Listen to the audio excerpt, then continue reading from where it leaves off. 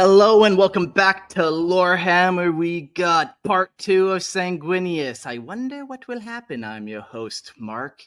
I specifically have requested Court on this episode because I know he's going to give me teardrops for sure.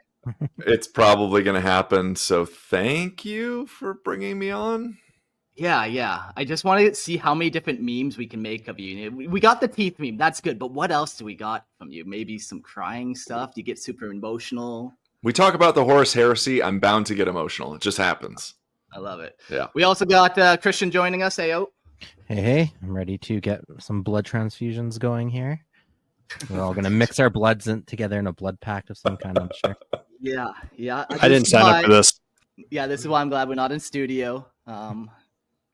Yeah, that used to happen. It used to be spit packs. Slanish episodes really sucked, the type of packs we did for those ones. Just light touching. Like little leg touch. We also got Gerald joining us for this episode. Hello. We also have a fifth guest, as is now tradition. We have a Primarch episode. Ooh, Sanguinius. We got Sanguinius himself. Looking good. And that's a third party, that guy? Yes. Every 30k Primarch I have is third party. So that's not Sanguinius. That is Blood Angel Prince, actually. No, that's an imposter. That is Blood Gwinius. Thank you very much. There you go. Perfect. Sanguinius. Yeah. So we'll do some quick housekeeping before we get into this episode. Join the Discord. It's a fun place to hang out. People make lots of friends. People share exciting news. Today somebody was on there, Hottie, and he was like, I got my L4. And he was super hyped about it. I don't know what it is, but he was hyped to share it with people. And I'm like, good for you, man. Good for you. L4. Okay. So come join the Discord. You can share your exciting news. There's cat pictures on there. If you don't have exciting news, that also suffices. So there's links in the description below, or just message on Facebook or something. Links will be sent out to you. L4. Is that like part of your spine? Like, is that like one of your vertebrae? I'm just going to assume you got his that's spine back. As a bone man and a bone collector, like maybe he got like a little piece of a vertebrae. Like, that's pretty cool. Cool. Well, also, guys, if you like the show and you dig what we do here, first off, we really appreciate it. Secondly, if you want to support the show, join the Imperial Tithe and jump on Patreon. So jump on Patreon. You can support the show. $2.50 a month gets you an ad-free version of every episode. So you don't have to hit the little skip button and then like you miss part of it and then you have to go back, but it's not enough. And so you have to keep skipping.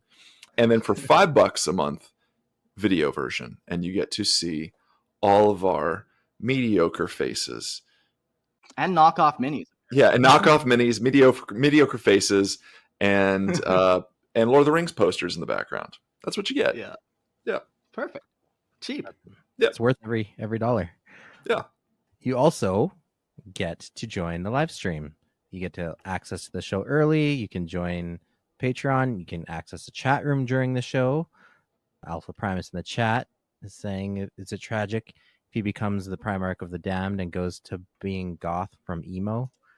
No, he becomes a corpse. That tends to be what happens when you die, yes. Yeah. Emo to goth is upgrade. Emo to goth is upgrade. And you can also call in at the end of the show. So, yeah, you can interact with us live on camera. Wow, fancy. Cool. Well, let's get into what we're going to be getting into this episode. We're going to do a quick recap, then jumping right into where we left off, the Horus Heresy. And we'll start off with the Flaw. Jumping into the Cygnus campaign, which is a little battle against like the first unknown entity. We'll just leave it at that. Then the arrival in the 500 worlds of Ultramar. We've talked before about the what is it called over there? The Imperium Secundus? Gilman's Empire? Like the second founding? Yeah. Yep. Yeah. So the Imperial Secundus, we'll talk about that over there with Rabuk Gilliman, Lionel Johnson, Sanguinius, the capture of the Night Hunter. People in the chat have been saying that the most commonly occurring character apparently is the Night Hunter on Lorehammer, so that's unfortunate for all of us, really. But here we are. It's because some people just wouldn't let a meme die. Yeah, but like also is very interesting to talk about. It just seems to pop up over and over again. So we'll talk about him real quick. And then we get to the big bad battle, the Battle of Terror itself. And then Imperial Sainthood. I gave it away. He does become a corpse, and then he becomes a saint. So that is wonderful and glorious. And then we'll just go over quick little powers and abilities, appearance, personality. And he does pick up a couple new pieces of war gear, which are kind of cool. And then finally, the legacy that he's left not only on his chapter, but the Imperium at large. Pretty packed episode. Gonna be fun.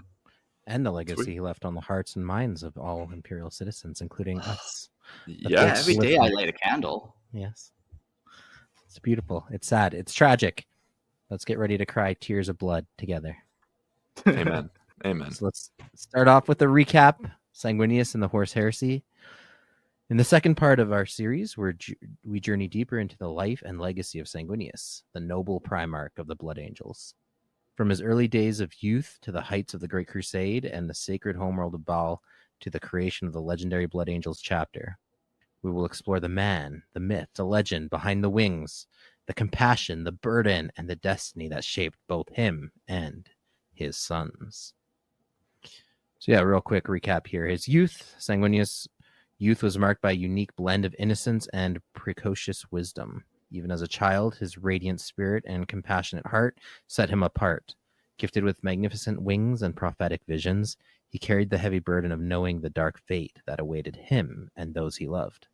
His early years forged a character of gentle nobility tempered by the quiet strength that will guide him through the trials ahead.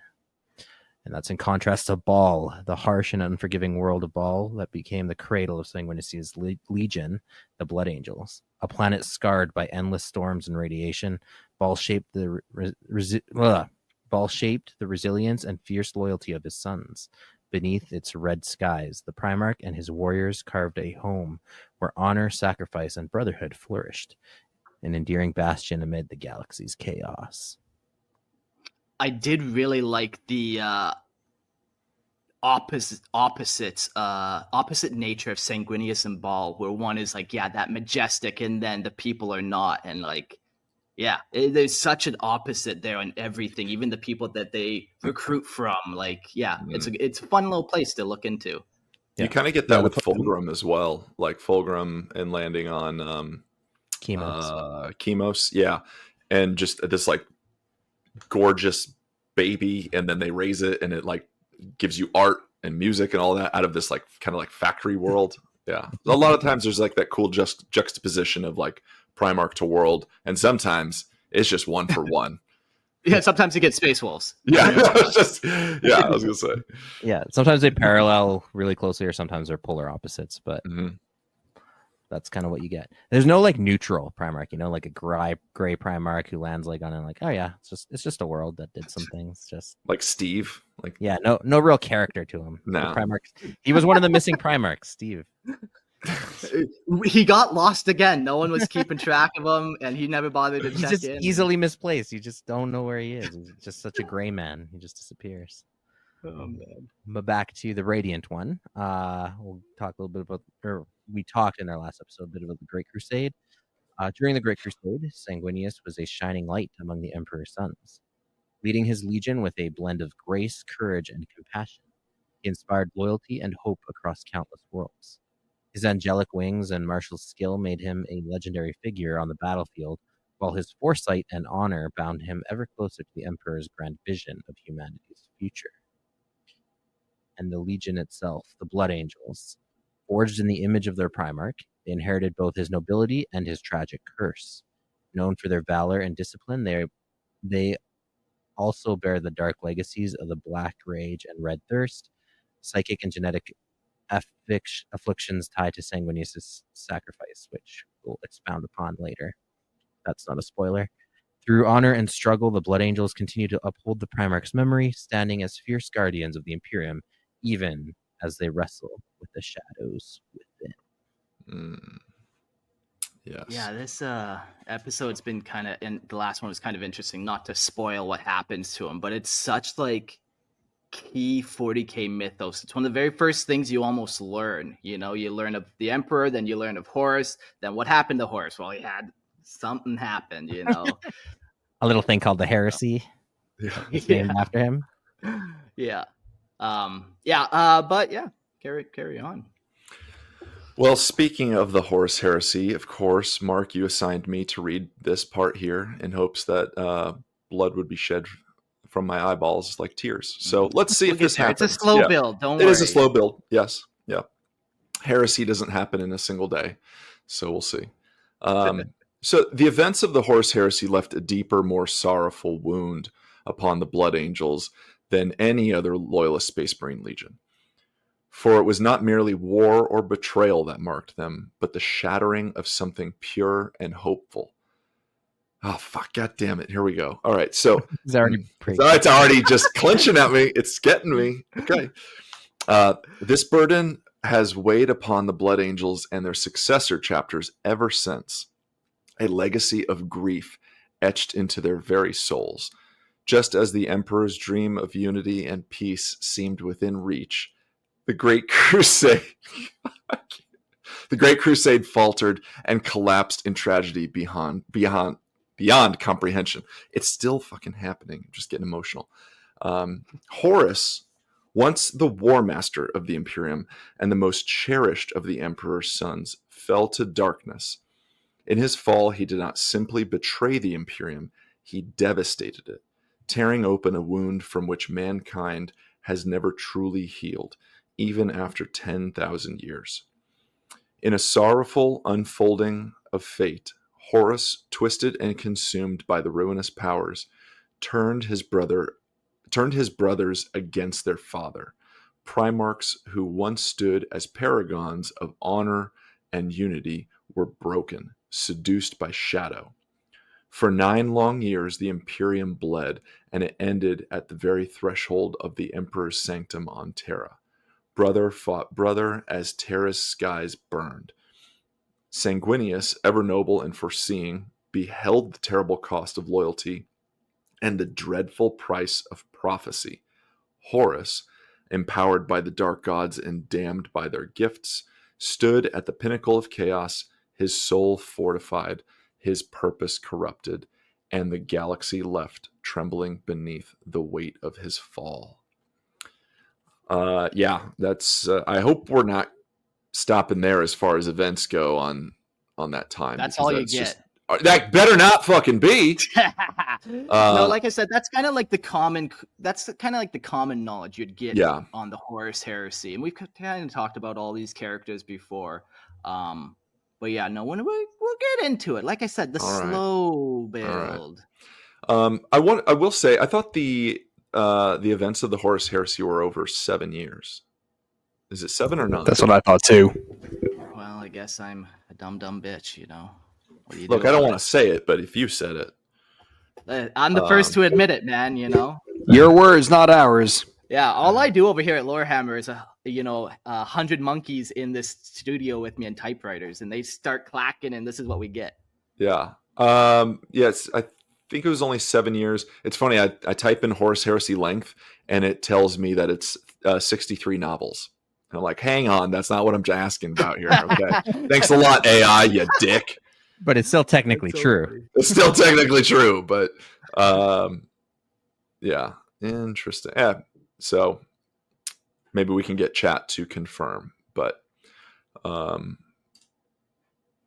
yeah. Till then, we'll go into kind of jump back to the heresy, and we'll talk about the flaw. Before his fall, Horus and Sanguinius had waged countless campaigns side by side. Their bond forged through fire and triumph. So close was their kinship that it stirred envy among some of their brother Primarchs. Yet even then, in the shadowed corners of his ambition, Horus understood a painful truth. Sanguinius, ever loyal and resolute, would never betray the Emperor. And so Horus devised a terrible scheme. He would either sway the noble Blood Angels to his cause or see them utterly destroyed. His plan was seeded long before the heresy, when, during a brutal genocidal war on Melkor,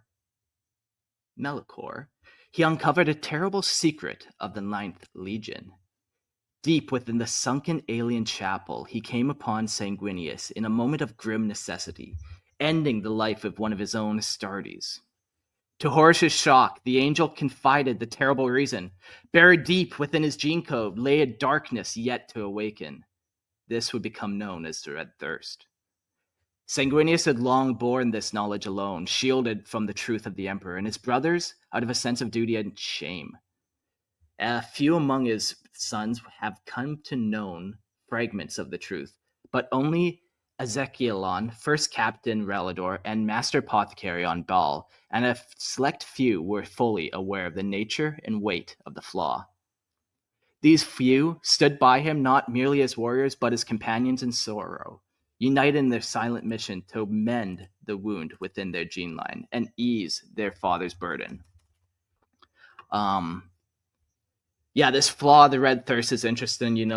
We've talked about Sanguinius's foresight, and that bleeds into these guys, essentially, into his Blood Angels.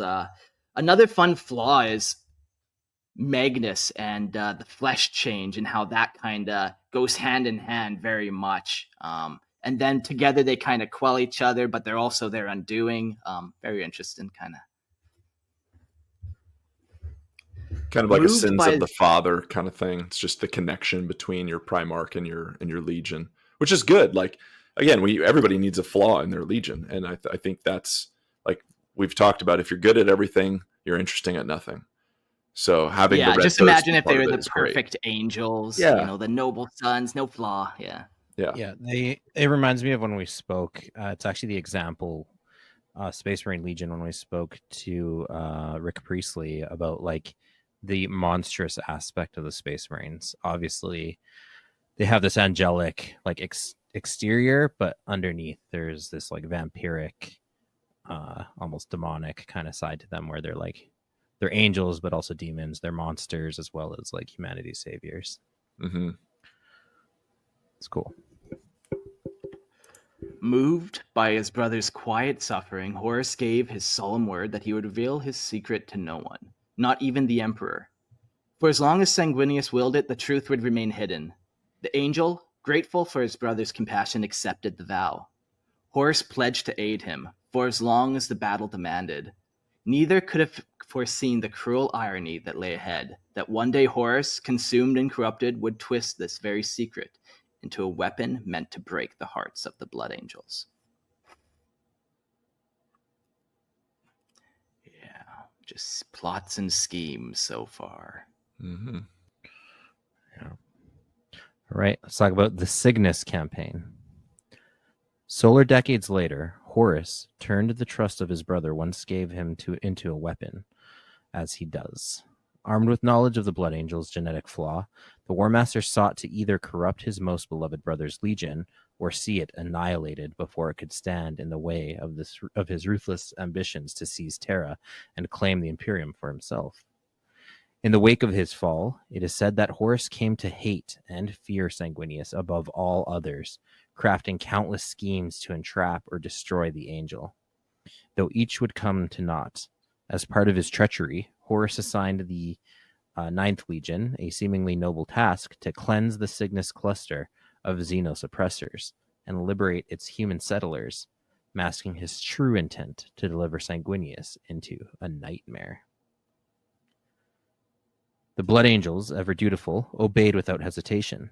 They journeyed into the Cygnus cluster, 7 worlds and 15 moons near the galactic core, unaware that this mission was laced with malice. With no knowledge of Horus's betrayal, Sanguinius led his legion with honor into what he believed was a righteous campaign. But the cluster had already fallen to the touch of the ruinous powers. The veil between realities had torn, and Cygnus had become a kingdom of horror, real space gripped by the madness of chaos and ruled by a greater demon of Slanesh known as Chris the Perverse. No relation. Are you sure? Yes. Maybe a distant cousin of mine, but Kyrus. We pronounce it Chris, actually. But then you're not giving it its due, because it sounds like Caius, the desert stoner rock band that helped forge Queens of the Stone Age. Of course, my mistake. Oh, jeez, God, you ignorant bitch. Right. Upon their arrival, the Blood Angels' fleet was ambushed. Warp-born powers assailed them, slaying navigators and astropaths in the first deadly moments. It was here among the stars that Sanguinius and his sons first met the hideous face of chaos. Kyrus appeared to Sanguinius in an illusion, proclaiming his dominion over the system in Slaaneish's name, and daring the Primarch to reclaim what had been lost. Despite never having faced such a foe, Sanguinius accepted the challenge. He would not abandon those under his protection, nor shy from a duty others might deem hopeless. Yeah, this is still pretty early. Well, not early in the Great Crusade, but it's early on that demons aren't really known as demons. There's still kind of this amorphous threat. Some legions are starting to encounter them, but yeah, they don't understand exactly what it is they're facing in relation to the warp and everything that we know in 40K. Just some important context. I think also that just kind of ties into what we're talking about, 7 or 9 years. Where do you kind of mark the beginnings of the Horus Heresy? So they're just following up. There is a little bit of it could be 7 to 9 years depending on where you start it, because the knowledge of chaos, is that kind of where it kicks in? Yeah. Yeah. So you could even get crazy with it with who, was it when Horus first fell? Was it when Erebus first arrived and started corrupting the Legion? There's a lot of points where it's it's not really a hard and fast rule. Yeah. Istvan, Drop Site Massacre. Yeah, but they were already corrupted by then, right? Right. They'd made their choices. And Alpha Primus, I just saw your comment, 7 to 9 years. Yep. Good call. Yeah. Yeah, it's fun in the books how they kind of, for the first time you see the Space Marines be like, what the fuck kind of battle is this? I remember when they first encounter Samus and they start getting horrified and just what is... Yeah, they just who have the fuck? What is this? Yeah, they have no idea yet. They're just so unaware. Poor naive Astartes, but yeah, and especially kind of understanding that the Great Crusade was supposedly a crusade of reason and science and destruction of religion. No, there are no gods. No, there's no mysticism. That was the thrust of the Great Crusade's ideology. And then they start encountering demons, and they're like, we have no explanation for what this is. No material explanation, anyways. Yeah. And they shall know no fear. The fuck you want me to do? That's not good enough always.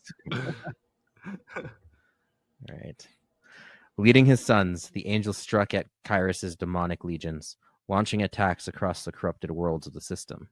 On Cygnus Prime, the heart of his realm of despair, Sanguinius descended as a wrathful storm. Against throngs of chaos-worshipping cultists and unholy creatures, he stood resolute, wielding vengeance not for glory, but for the Emperor and the lives entrusted to his care. The blood of traitors and demons flooded the fields, and the Cathedral of the Mark, Kyrus' stronghold, also not a coincidence. The demon Chris and the cathedral called Mark. It was all preordained. Wow. Oh, yeah. It's all coming together. Yeah, what is happening here? Kyrus' stronghold became the crucible where Sanguinius sought to cast out the darkness. Yet it was not Kyrus who he found there, but something more brutal. Kabanda, a monstrous bloodthirster of Khorne. Kabanda, a demon steeped in slaughter, mocked the angel with revelations of Horus's betrayal. Sanguinius, wounded not by doubt, but by the sorrowful recognition of truth, met the demon in single combat. Though the Primarch fought with the fury of righteous anguish, driving his blade into the demon's chest, Kabanda lashed out with savage might. His whip crushed the angel's legs, and his axe hurled the winged warrior to the ground. Dazed and battered, Sanguinius could only watch as Kabanda rampaged, cleaving through 500 of his sons. The psychic shock of their deaths overwhelmed the Primarch, casting him into unconsciousness. Okay, so remember last episode, there was a huge battle, and there's a number of Blood Angels that died. Do you remember what that number was? No. I believe 7 it and was 9. No, I believe it was 50,000 or something like that. Maybe that's wrong. I believe it was 30 or 50. I'm getting those crossed, but it was a huge fucking number. And then we kind of get to this, and it was only 500. I was trying to rationalize that. It could just be, you know, fuck GW and their numbers. Who cares? Don't put much thought into it. But I was just kind of rationalize like this whole plot and scheme that Horus has kind of put together for the Blood Angels and for Sanguinius, and this was kind of a part of it. Just kind of putting the intention, oh, now he's going to meet Kabanda, and that's going to, yeah. So that's kind of how I was kind of rationalizing it. Like 500 Astartes, that is not that many to have such a huge effect on the Legion that we'll talk more about. But yeah, I think a couple ways. And again, like I agree with you. Like I'm just retroactively trying to reason it through. But it could also be like the state, you know, like it's one thing to lose them in a regular battlefield. It's the other, like you're in the middle of a demonic infestation. The veil between your mind and reality is so thin already. They're being slaughtered by a greater demon. Like all these factors are probably compounding. And then also the weight of the discovery of Horus's betrayal. Like that alone. yeah. Like my brother put me in this position. He had no idea. And that would like open up their minds to like, that whole my brother has betrayed me, like that whole thing that we've talked about so many times. Like, yeah, like you can rationalize it for sure. Like there's a number of ways. I like that too. Yeah. Like the shock of it. Like, yeah. It would not be until the Siege of Terra that Sanguinius would again face the beast who had struck such a grievous wound. But in that moment of loss, something dark awakened in the Blood Angels. In the ruin of their Primarch and the massacre of their brothers, a madness gripped them, the first terrible eruption of the Black Rage. Driven beyond reason, they hurled themselves into the demonic tide, their grief transforming into a furious wrath that shattered the forces arrayed against them. Even the mighty Kyrus could not withstand their fury. The demon was cast back into the warp by the bloodied hands of the Ninth Legion, yet the cost of this grim victory was terrible. Though Cygnus Prime had been purged of chaos, the shadow left upon the Blood Angels endured. The rage that had once avenged them would forever haunt them, and their successors, a sorrow entwined with their very nature. In the days that followed, Sanguinius' wounds knit with unnatural speed, the gift of his superhuman form. But though his body recovered, his spirit carried a fresh burden. He swore that Kabanda would one day fall by his hand. And when Rogaldorn's call came, summoning the Blood Angels to Terra, Sanguinius did not hesitate. With the clarity of one who had seen the abyss, he led his sons with solemn urgency. He knew, perhaps more than any other, the full weight that now threatened the Imperium. Yeah. It's rad. He's pissed. I was just going to say, like, I love that Sanguinius is like, I'm going to fucking murk this guy if I get the chance. Like, he is just marked. Yeah. He's like, I will not let this demon go on. Yeah, you don't want to be on the receiving end of the vow of vengeance like that, for sure. Mm-hmm. Alphys Primus says it also depends on the 500. If they're just initiates who cares, but if they're the first company, that's a different story. Mm. Yeah, there's a couple things to reason out. People have different ways, so that's fun. Yeah. I do like the idea of, like, I know we talk about 500 not being a huge number and whatnot, but and whether they're initiates and it's whether, you know, the circumstances of their deaths, regardless, I love that there's an impact upon the Legion. Like this kind of goes back and forth a little bit, where like a death brings upon a big impact within the Legion itself. And we're going to see that, of course, when we talk about Sanguinius' death and how that impacts the Legion. And so there's like this, we talk about mourning and sorrowful sympathy and all that, kind of these keywords with the Blood Angels. And it really is such a key thing that there is this like this mourning, empathic, almost like just this mutual sorrow. When something happens, the Legion feels it. And I like that that's starting here, you know, and kind of triggering and tripling, you know, like kind of trickling throughout, especially when we get to the Sanguinius part. But like, these things matter. Like 500, yes, boom, it happens. It's funny you mentioned the empathy thing because that was a big trait of Angron and the World Eaters before the Butcher's Nails were implanted in him, and then he subsequently did that with his legions, so that destroyed any possibility of them becoming anything more than just raging, frothing berserkers. Yeah. Fun way to go about it, but not everyone's style. I get it. So let's talk about the arrival in 500 Worlds of Ultramar. Following the end of a long and punishing campaign, the Blood Angels turned their gaze towards Terra, eager to lend their strength to the defense of the Imperium's heart. Yet the way home was barred by the unnatural fury of the Ruinstorm, an imperial maelstrom unleashed by the word bearers during the dark rites at Calth. Still, in the midst of the chaos, the Legion's navigators glimpsed a brilliant point of light piercing the storm's veil. Believing it to be the Emperor's Astronomicon, the fleet, desperate for direction and purpose, went straight towards it. The light offered a promise of refuge, and without hesitation, the Blood Angels broke through the warp and into real space. But when the veil of the Immaterium lifted, the truth was revealed. They were hundreds of light years from their intended path, far from Terra's light. This, however, was no random misstep. Guided by Sanguinius's quiet but unwavering command, his navigators had reached instead for the most powerful psychic beacon they could feel. It was not the Astronomicon they had followed, but the blazing signal of the ancient Xenos device known as the Pharos, resting on the distant world of Sotha. Oops. Made an oopsie. Should have zigged when we zagged. Uh-oh. Yikes. Yeah. We haven't really talked a whole lot about the Pharos before. I think we have in Lorehammer. Like, we've definitely mentioned it before, but we haven't, like, kind of retouched it. But this device is pretty interesting. And when we get to Rubik Gilliman and his Legion, it will come into a bigger factor and stuff, what this device actually is and why it sent out a beacon big enough to replicate the Astronomicon, which is a crazy feat. Yeah.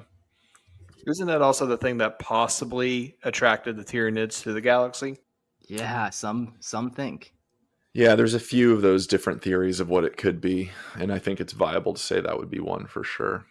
And then just as like a fun little recap, like for those of you who do not know what the Astronomicon is, it's like the Emperor's light. It's the guiding light. It's kind of the beacon, the lighthouse within the galaxy that navigators can use basically to find their way. And so it's isn't it powered by the death of 1,000 psychers every day? Hey, we don't like to talk about that. You might be next if you mention this again.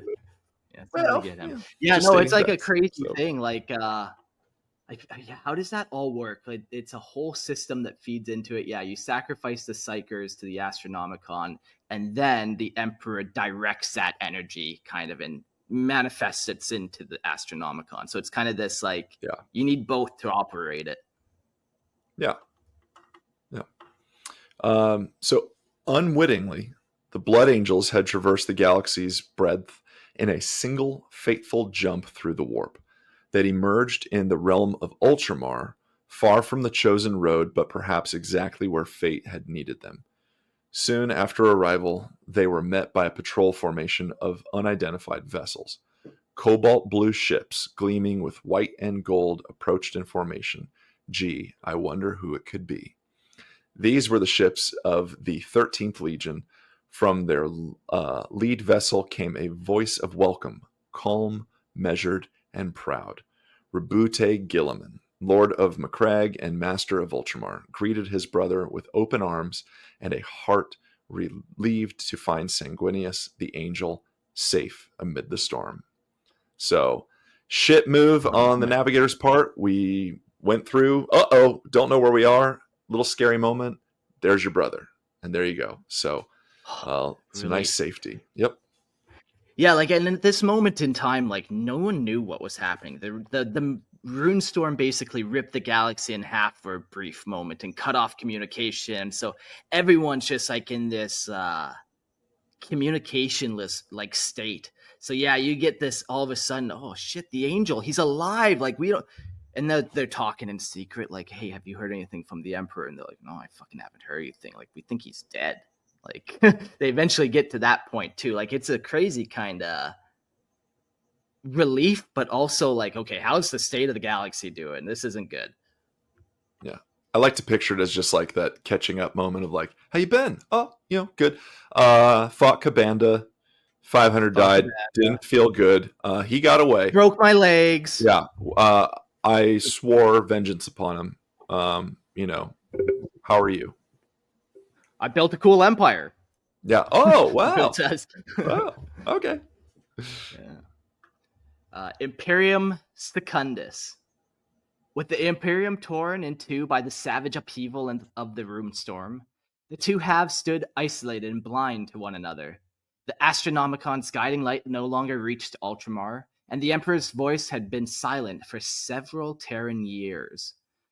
In the face of such darkness, Reboot Guilliman, ever the pragmatist and steward of order, declared the founding of the Imperium Secundus, a noble attempt to preserve the Imperium's ideals and continue the struggle against the traitors in their father's absence.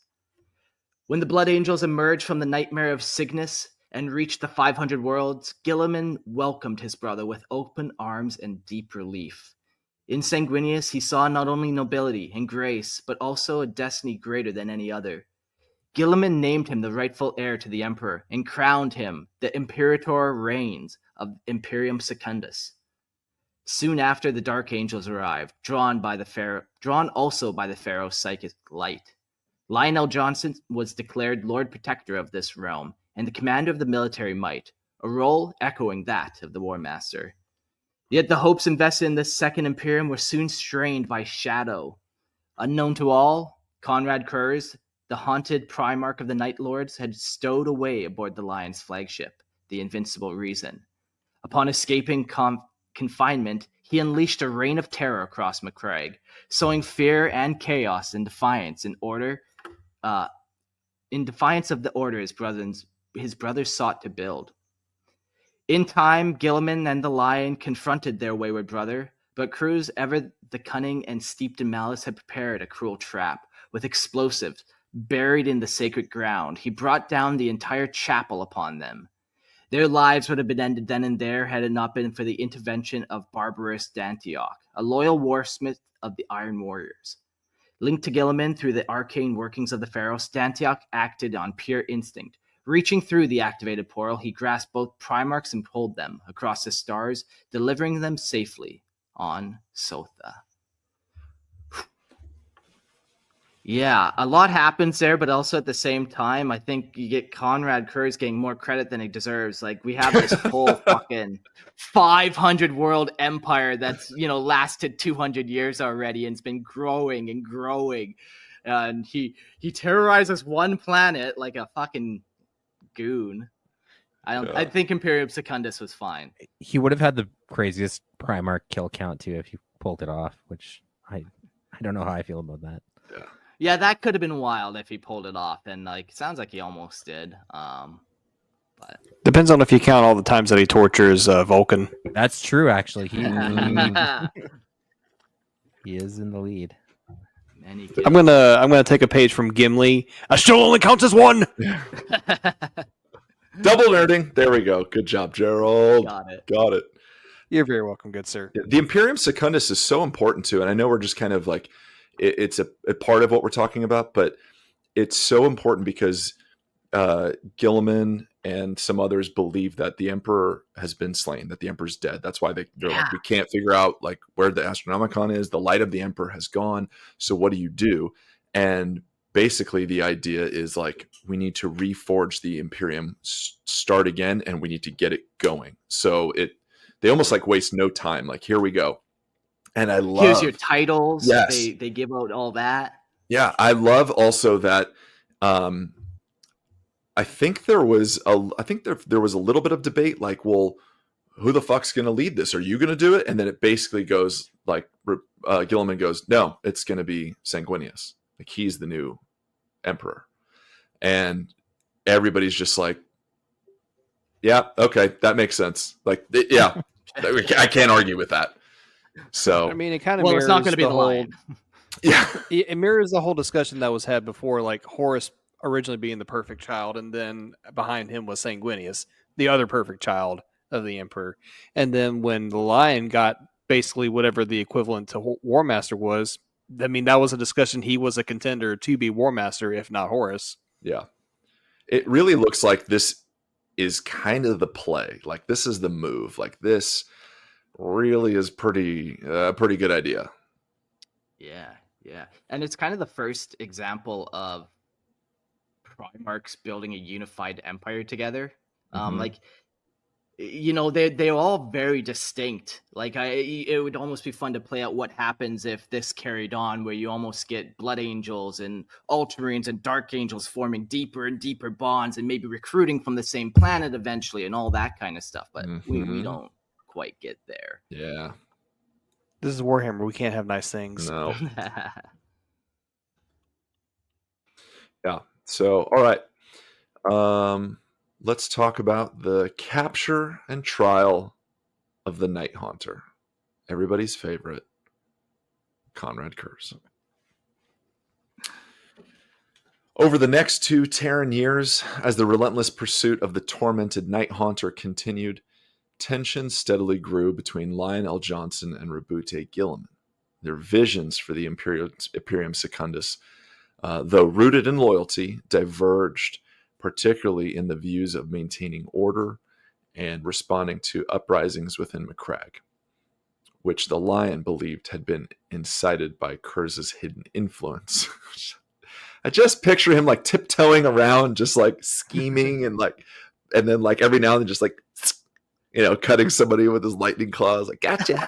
You know, I just crippling people for life. Oh God, I know. I just like he's in the shadows. Dun dun dun dun dun dun dun dun dun dun. Oh gosh, Got your nose. Yeah. Oh, yeah. And then he just puts it on his ceramite armor. Is like puts it on his like pauldron.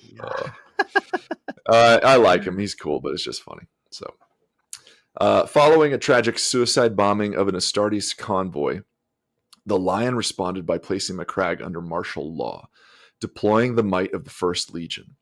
Convinced that Kurz had found sanctuary within the rebellious Illyrium region, the Lion proposed a ruthless solution, an orbital saturation bombardment to annihilate both the rebels and the Night Haunter. Yet such an action was met with grave resistance by Guilliman and Sanguinius alike. Yeah, no shit, no debate there. The Imperator regions, ever guided by conscience and foresight, could not allow such an indiscriminate loss of life.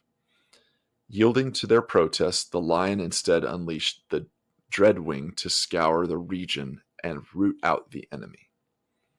It was during the assault on Alma Mons that L. Johnson at last cornered Kurz, and brother met brother in a furious, bitter duel. After a savage exchange, the Lion triumphed. Standing over his broken sibling, he demanded to know why Kurz had turned from the Emperor. The Night Haunter, his eyes full of madness and fatalism, simply whispered, "Why not?"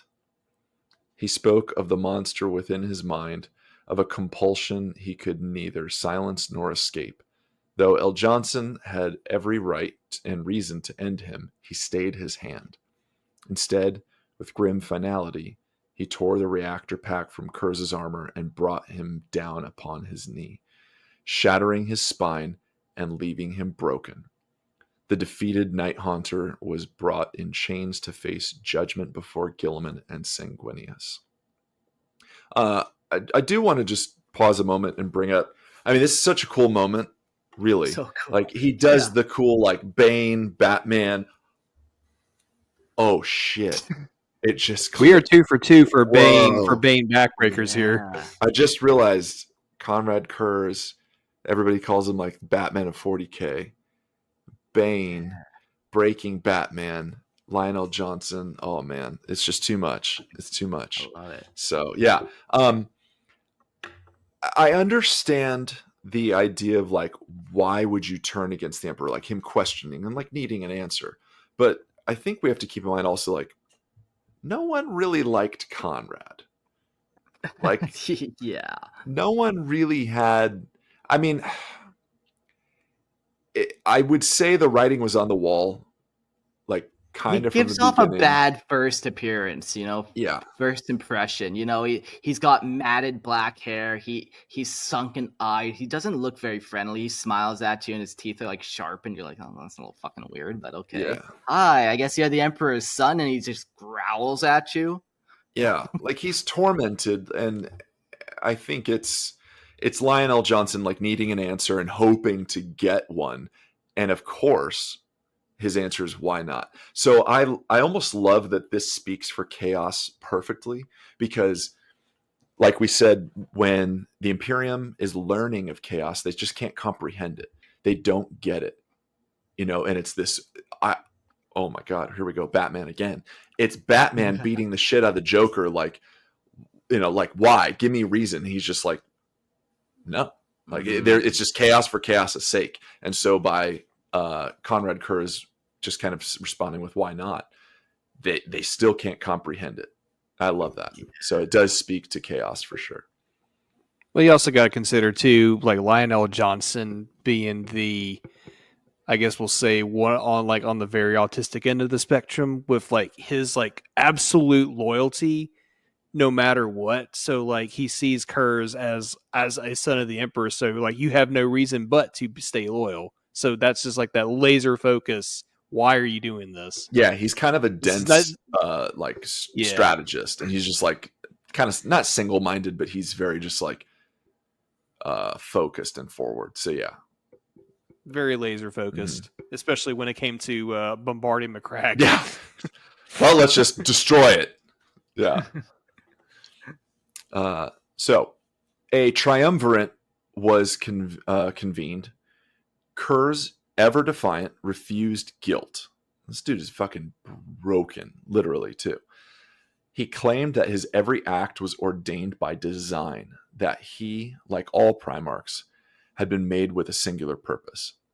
As the avatar of fear and retribution, he argued he had done no wrong.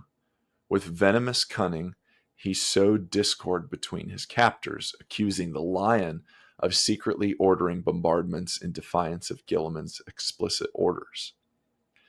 Guilliman, incensed by his betrayal, broke the Lion's sword across his armored thigh, furious that his brother had acted without honor.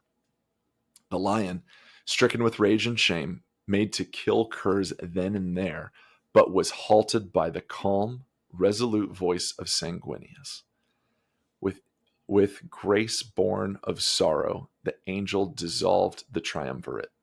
He dismissed Lionel Johnson from his role as Lord Protector and declared his banishment from the Imperium Secundus for violating the principles they had sworn to uphold. Without protest, the Lion withdrew, and the Dark Angels departed McCrag within solar hours. Alone aboard the Invincible Reason, the Lion brooded within the shadowed chamber of the Tucholka engine. Memories of decades past, regrets, pride, and failures swirled in his mind. As preparations were made to return to Caliban, he turned once more to the ancient machine and gave his command. With him went Holguin, the Deathbringer of the Deathwing. Together they vanished into the void.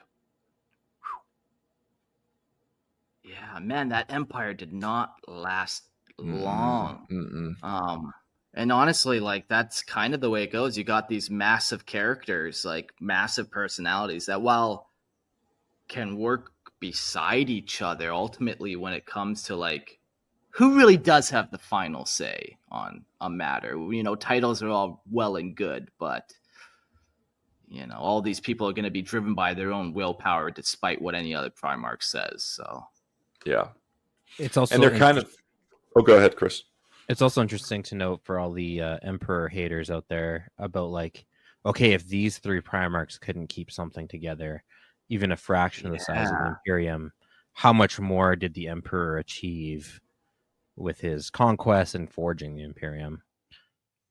So Yeah. Yeah, because these three would have been like, they are essentially the big three loyalists. Maybe you could toss on like somebody else, like maybe Layman Russ you could add in this, but Yeah, I would say so. yeah, say but pretty much, yeah, Doran, these are the top. But they're at the point of not desperation, but they're caught on their heels. They're trying to do this as best they can, and like Conrad Kurz is fucking shit up and behind their back. I was just Emperor's gonna still say, maybe like, dead. Yeah.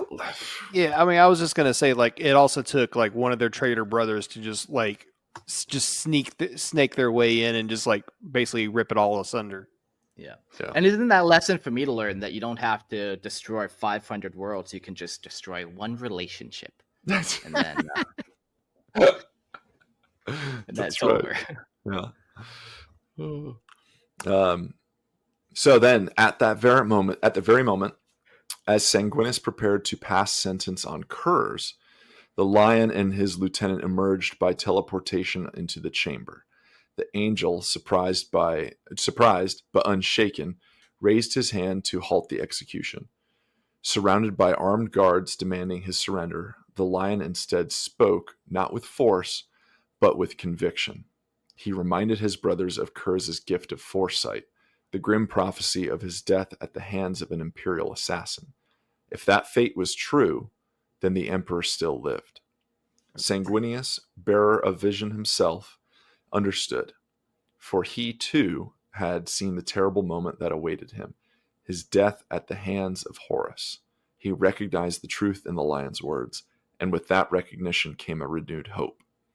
When Guilliman demanded the Night Haunter's fate, the lion dropped to one knee and offered his vow. He would become the jailer of their fallen brother, and bear that burden until destiny itself released them. So some repentance there on the lion's part. It's good. I think if we had left it where he's just like he's fucked off and leaves, and he's sword broken, spanked, and made to leave, it just would not be as cool. You know? Yeah. Man. Well, it shows even just like how good Sanguinius is at just like his personality, his aura. Like you just don't want to be mad at the guy. Mm-hmm. I did find a nice little Sanguinius quote that kind of highlights like that, but also kind of draws attention to like that inner rage within him too. This is, I think, this was addressed to, I think, his legion, if I'm not mistaken. It is not the descent toward the shadow, nor the rise toward the light that makes us superior. It is the endless struggle between the two that greatness of character lies. We are tested, and we do not break. We will never fall. Yeah. I love that. He thinks of his death, and he's like, you know what? Renewed hope. I like that. Where we've talked about the opposite of how Kurz deals with his death, knowledge of his death, and he doesn't handle it well. But Sanguinius, he's like, yeah, no, I'm going to shoulder this burden. Like, let's keep going. Like, there's more. Thank you, Space Jesus. Yeah. I got to say I struggle with that ending there with like, no, we can't kill him because fate has decided that he shouldn't die yet. And it just seems like such a bad cop-out. I have to say it does not sit well with me.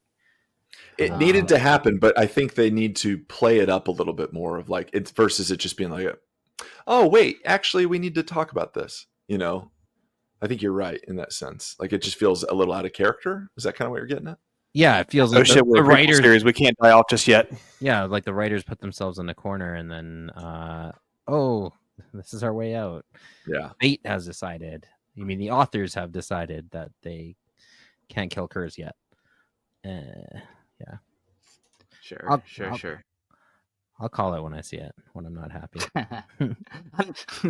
His best. Yeah. kind of. No, I won't go down that road. Okay, let's move on. Let's move on a great pilgrimage. Following the trial of Kurz, Sanguinius, Lionel Johnson, and Robert Gilliman resolved to attempt the near impossible, to pierce the howling madness of the Ruinstorm and reach Terra, spurred onward by the revelation that the Emperor still lived. Yet, Sanguinius was no longer untouched by the dark tides. He had begun to feel the early stages of the Black Rage take root within his noble soul, stirred by ever more vivid and harrowing visions of his own death. In a moment of prophetic anguish aboard the Red Tier... is it Red Tier or Red Terror? That always baffled me when reading the book. I would say Red Tier, maybe? That's what I'll go with. Either one could theoretically work if you know that the Blood Angels are very into close combat, but yeah. I just think, like, when you think of the Blood Angel symbol, it's like the blood drop. Yeah. But it's like, why would you call it blood drop versus like it's a blood tier? Yeah. You know? Yeah. I'm gonna lean towards that side, but still, whenever I read it in the novel, I kept reading it and it would just flip flop in my mind. Is that Red Tier or Red Tear? Anyways, that's his flagship, the Red Tier. He nearly struck down one of his own sons, overcome by desperation to spare his legion the fate he foresaw descending upon himself. Still searching for meaning, for a way to save them all, Sanguinius pressed forward. So yeah, he's already so overcome by the Black Rage that he actually kills one of his own sons. And knowing Sanguinius and knowing his compassion and deep love for his sons, like, that's pretty harrowing. As the fleet journeyed through the Ruinstorm, it encountered grotesque manifestations of the warp and heard whispers of a monstrous entity known as the Pilgrim, leaving ruin in its wake. During the Battle of Pyrrhon, Sanguinius received a vision that compelled him to return to the cursed world where the nightmare had begun, Davin. Gilliman and the Lion, though reluctant and inclined toward purging the world entirely, placed their faith in the angel's foresight. Upon arrival, they beheld Davin encased in a titanic shell of bone, the necrosphere. For listeners who are just joining us or who aren't familiar with the world of Davin, that is the planet where Horus was first corrupted. Yeah, they had like a whole cult going on there, and we don't want to go too much into it, but like that planet's marked with darkness, for sure. And now has a cute little bone shell built around it. After breaching it through bombardment, the fleet descended into orbit. Without warning, Sanguinius boarded the Invincible Reason and seized Conrad Kurz, believing the tortured Primarch's visions might help guide his path. When the Dark Angel guards attempted to stop him, Sanguinius disarmed them with restrained, non-lethal force, still committed to his honor. With Kurz in his custody, he led a mass landing upon the desecrated world, even as the enraged Lion came close to ordering its total destruction, despite Sanguinius' presence. Upon Davin's dead surface, drop pods rained down, but the world offered only silence and emptiness. At last, the four Primarchs came upon the unholy temple where Horus had been transformed. Within, Sanguinius approached the altar that had twisted his brother's soul, and with steady voice declared his intent to defy fate and forge a new destiny. I'll get back to that in a sec. The world answered. Warp storms howled, and portal yawned open, pulling Sanguinius inside. On the other side, he beheld a vision of Terra as it had never been, a serene garden where he stood triumphant over the traitor Primarchs. Lorgar slain by his hand, and the Emperor proclaiming him Imperator Regis. But to Sanguinius, burdened with foresight, the illusion unraveled. With clarity of spirit, he struck down the false Emperor, revealing the demon Madail behind the guise. So yeah, again, another kind of the warp, demons, chaos, they all obviously kind of lie to you and show you visions. This is kind of what also got Horus entrapped, is like demons can take the form of, people you love, important figures of power. They manipulate you. Like, it should go without saying, but for those inexperienced with demons, they tend to lie and trick you. For those who haven't dabbled. Yeah. Oh man, you guys ever been in an Either they lie exorcism or they before? either they lie or they actually tell the truth, but know you enough that you might react the wrong way with it. Yeah, that's true. Yeah, if they tell you the truth, it's almost worse, eh? Yeah.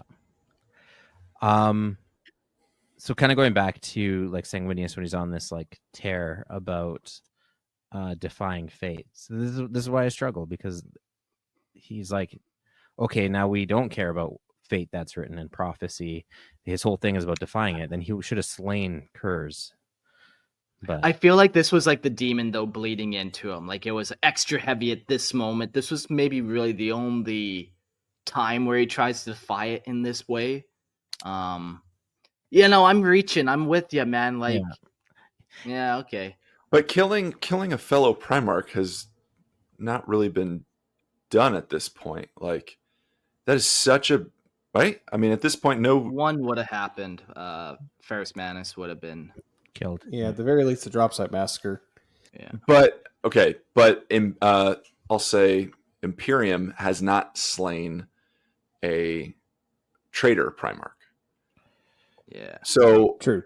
I know we keep throwing it out like, oh, he should have just killed Kurz, and like, yeah, maybe, but like that is such a big deal, and isn't that kind of the thing that's keeping them?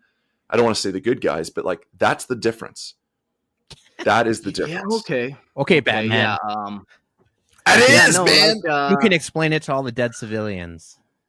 Look, I understand. No, it's a great way to say it. Like, good guys are often afraid to wield power. You're afraid of the consequences. But oftentimes, in order to maintain good, you have to wield some sort of power. Where bad guys have no problem wielding power against you. So, yeah, I get what you're saying, where they're fighting the Primarchs with their arms tied behind their back. Because they're not trying to kill their fallen brothers, you know? Like, maybe we should talk to the Emperor before we start killing his sons. It has to be going in the back of the mind at least a little bit. Well, even that, regardless if they believe the Emperor is alive or not, I still just don't think that their mentality is, like, let's just kill him. Because that's the thing that separates them from the heretics. That's one of the things that really does, is that there is not a willingness to kill their brothers. Whereas I see you smiling, Christian, like this is, but like he's willing to kill his brother. He would kill any one of us. You know what I mean? Without like, even a thought. Boom. Yeah. So I think that's the big key moment, is like they just do not resort to that. Yeah. You're not selling me, but that's because you're a murderous prick, and you would kill any one of us. Yeah, doesn't matter. In order to save one of your 10 children, wouldn't matter which one. Yeah. Oh, now you just complicated it, Mark. Why does it need to be a reason? I'd do it for fun.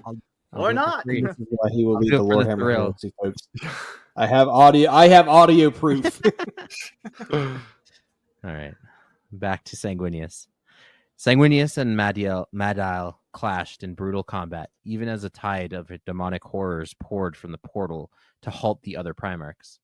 As Guilliman and the Lion fought side by side against the monstrosities, Sanguinius was beset by waves of demons and Madail's poisoned words. The Archfiend tempted him, offering the title of War Master of Chaos and a promise that the Black Rage would be lifted from his sons. In his compassion and conviction, Sanguinius rejected the offer. Breaking free, he plunged both the Blade and Carmine and Spear of Telesto into Madail, and the two grappled as they tumbled into the shifting limbo between worlds. Seeing their brother caught between the Materium and Immaterium, Guilliman and the Lion tried to reach him, but were stayed by the demonic horde. Until Sanguinius' own herald stepped forward, understanding the fate that now awaited him, the herald volunteered to take his master's place. Sanguinius, recognizing destiny's call, solemnly accepted. The herald transformed into the shining form of the Sanguinor, and hurled himself and Madail back into the portal. With the temple collapsing, the Primarchs barely escaped. Couple quick thoughts. I love all the imagery we get. Like, I just keep picturing the angel and then putting him into like this, like he's falling through the darkness, battling this black formless shape type thing. Like, it's just so iconic. Anytime you put him anywhere, it's just so like, yes, I love it.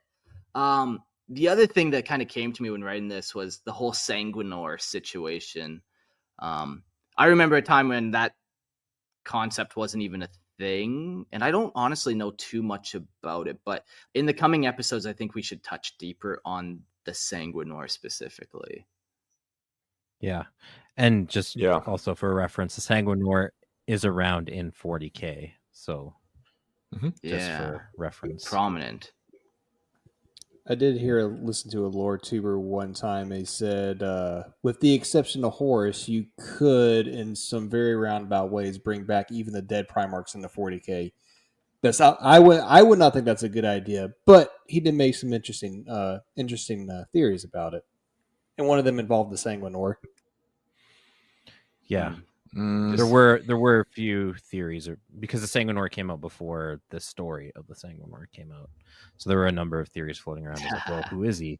He has almost this like mystical, spiritual aspect to him. Is he a ghost? Is he the return of a Primarch? What is he? Yeah. If we're really gonna get religious with it, it feels like it's a bit of the Holy Spirit, and like we're getting a sacrifice here, like Sanguinius's herald, which I'm assuming is basically, just based on Googling, like the guy that's literally holding the chapter's banner. Like he's kind of like the banner guy, and he's the kind of that chosen rank. Basically decides like, no, I will take this sacrifice, and so does, and like transforms into this shining version. It's like sacrifice begets holiness. So we get a little bit of that parallel of like the Judeo-Christian themes of like, boom, there we go, sacrifice, holiness, forgiveness, all that. So yeah, I got a good joke for you. 3 blood angels try to walk into a bar, but none of them get in because they're all trying to hold the door open for each other, trying to like, I got this, brother. After you. No, after you. No, I insist. Yeah. Trust me, I've seen it in my future that I'm not the one to go through this door. Meanwhile, Conrad Kurz is going through the back doors. Like, I'm gonna kill the first blood angel that comes in here. Yeah. In Davin's wake, a rent in the Ruinstorm was made clear, an open road to Terra. But even this act of hope had been anticipated. Horus had foreseen their approach, and a mighty blockade stood ready to deny them. Guilliman and the Lion resolved to draw away the enemy, while Sanguinius led the Blood Angels on the direct course to Terra, embracing the path laid before him by fate.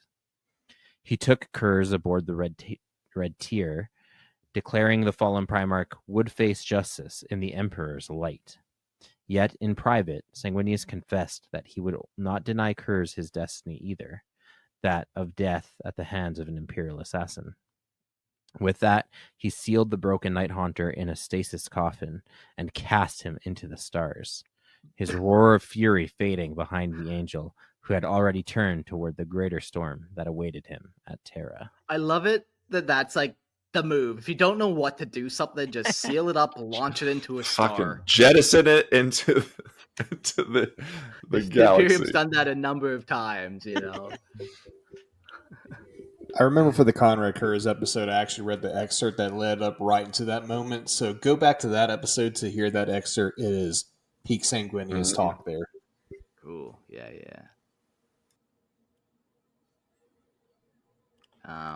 And then we arrive at the Battle of Terra.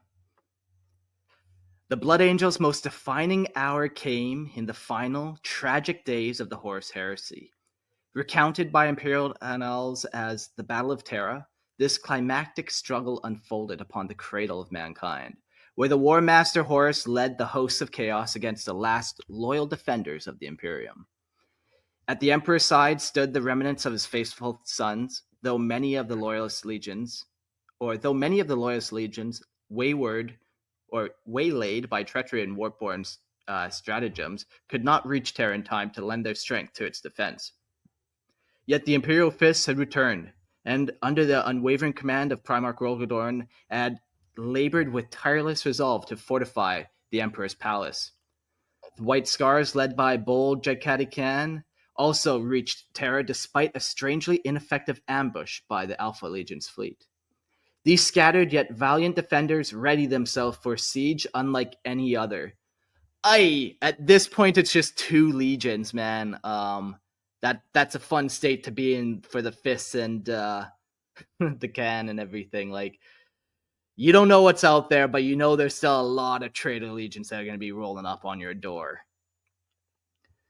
Eventually, though, the Blood Angels too emerged from the void in time, guided by duty, resolve, and perhaps by Sanguinius' own prophetic instinct.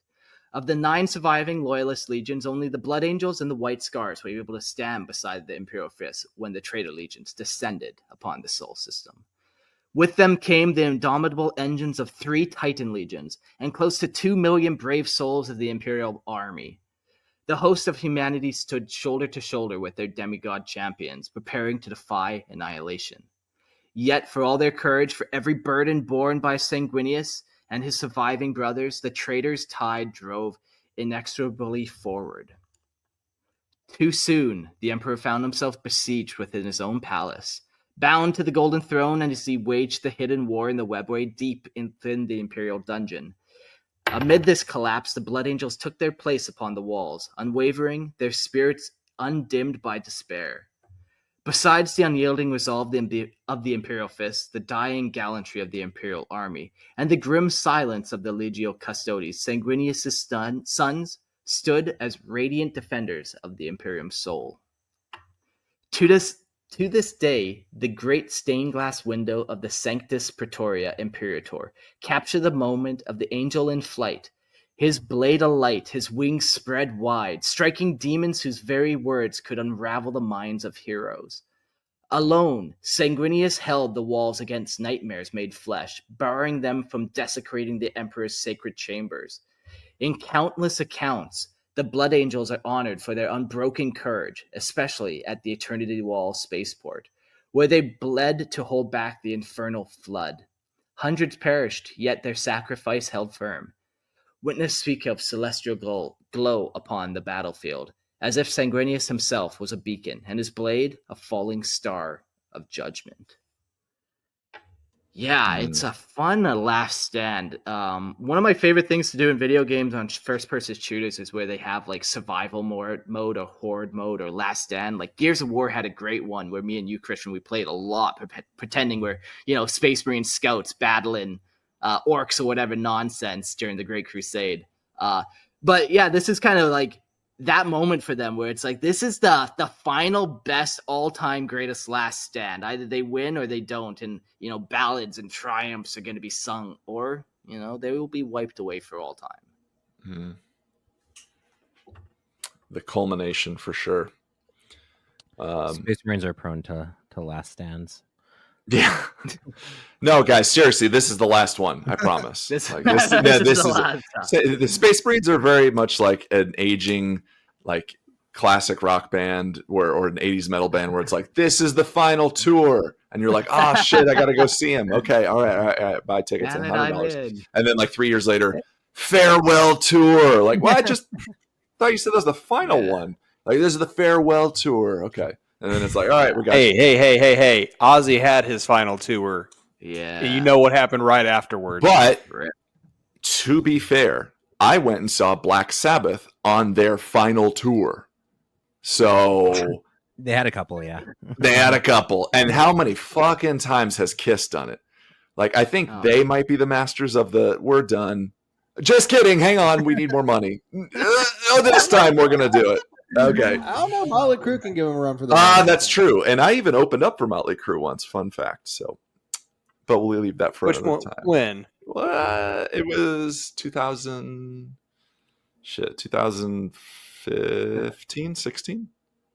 I was in band. Shit, I might have been at one of those concerts. It was one show we did it, but we'll leave that for the get to know your hosts episode or something. Oh, very well. Yeah. But yeah, how many times are we going to have this? This is the last stand, the final stand, the ending stand. I promise this is the last one stand. Yeah. You guys got to stop putting yourself in precarious situations. This you got to start thinking things through. I'm counting to 10. I'll do it. I'll last stand right here, right now. And I think Fuzz makes a good fun comment here. Like, damn it, Jeff, we had 3 last stands a week ago. Like, I could just see like on the front lines, like the last no, shut up. We're not doing this. No, well, we've had first last stand. But what about second last stand? You had one already. Yes. That wins. That wins. That was great. Oh. Whew. All right. Siege of Terra continued. Here we go. So yet, even amid such glory, the Primarch's destiny would take him higher still. For it was not upon Terra's blood-soaked stone, but aboard the War Master's battle barge in orbit that Sanguinius would fulfill his fate. During the siege, the monstrous bloodthirster Kabanda came once more to challenge the angel, this time before the great eternity gate that led to the inner palace. The demon struck Sanguinius down, casting him upon shattered marble. Wounded and weary, the Primarch summoned the last of his divine strength. With solemn fury, he seized Kabanda by limb and talon, rose aloft the fire-scorched skies, and broke the creature's back across his knee in a single thunderous crack. With a final cry, yeah, dude, fucking rad. Like we're all about backbreaking here. We're all 3 for 3. We're about it. Yeah. But Hottie, L4, leave it alone. He just got it back. Leave his poor L4 alone. With a final cry of defiance, he hurled the demon into the ranks of its kin, sealing the gate and halting the storm of chaos for a moment longer. Damn. Yeah, one of the coolest, most iconic moments of all of 40K, you know? Mm-hmm. Fire blackened skies. What do you got, Gerald? In true to fashion, I have a quote pulled up for this exact moment. Please. It's very short, don't worry. If you truly do hail from the realm of that men once called hell, when you return there, tell your kindred of Sanguinius who threw you back. Go! Hell yeah. Okay, did I just become gay? That's Maybe. so cool. We'll come back to that in another episode. To get to know your host, we'll unravel that whole thing. But fucking coolest moment ever, man. Sanguinius, like, just rises up after he's been battling demons for potentially days or weeks. Yeah. And every challenger that comes against him, he banishes back to the warp. His wings are singed and, like, you know, they're not broken, but you can tell he's like, oh my God, he's angry. Yeah. And this is his moment against Kabanda. Like, this is it. This is the climax here. So cool. So cool. But even this noble victory could not turn the tide. Though the angel had preserved the palace a moment more, the fall of Terra loomed. The defenders endured still, but their hope, like their strength, began to fade. And Sanguinius, ever burdened by the weight of what was yet to come, read the final chapters written in flame and blood. In the shadow of what he believed would be a final victory, War Master Horus allowed arrogance to dull his caution. He remained aboard the vengeful spirit, the bloated, damned flagship from which he watched Terra burn, desiring to witness the Emperor's defeat with his own eyes, to see the master of mankind brought low, and to consume his soul in triumph.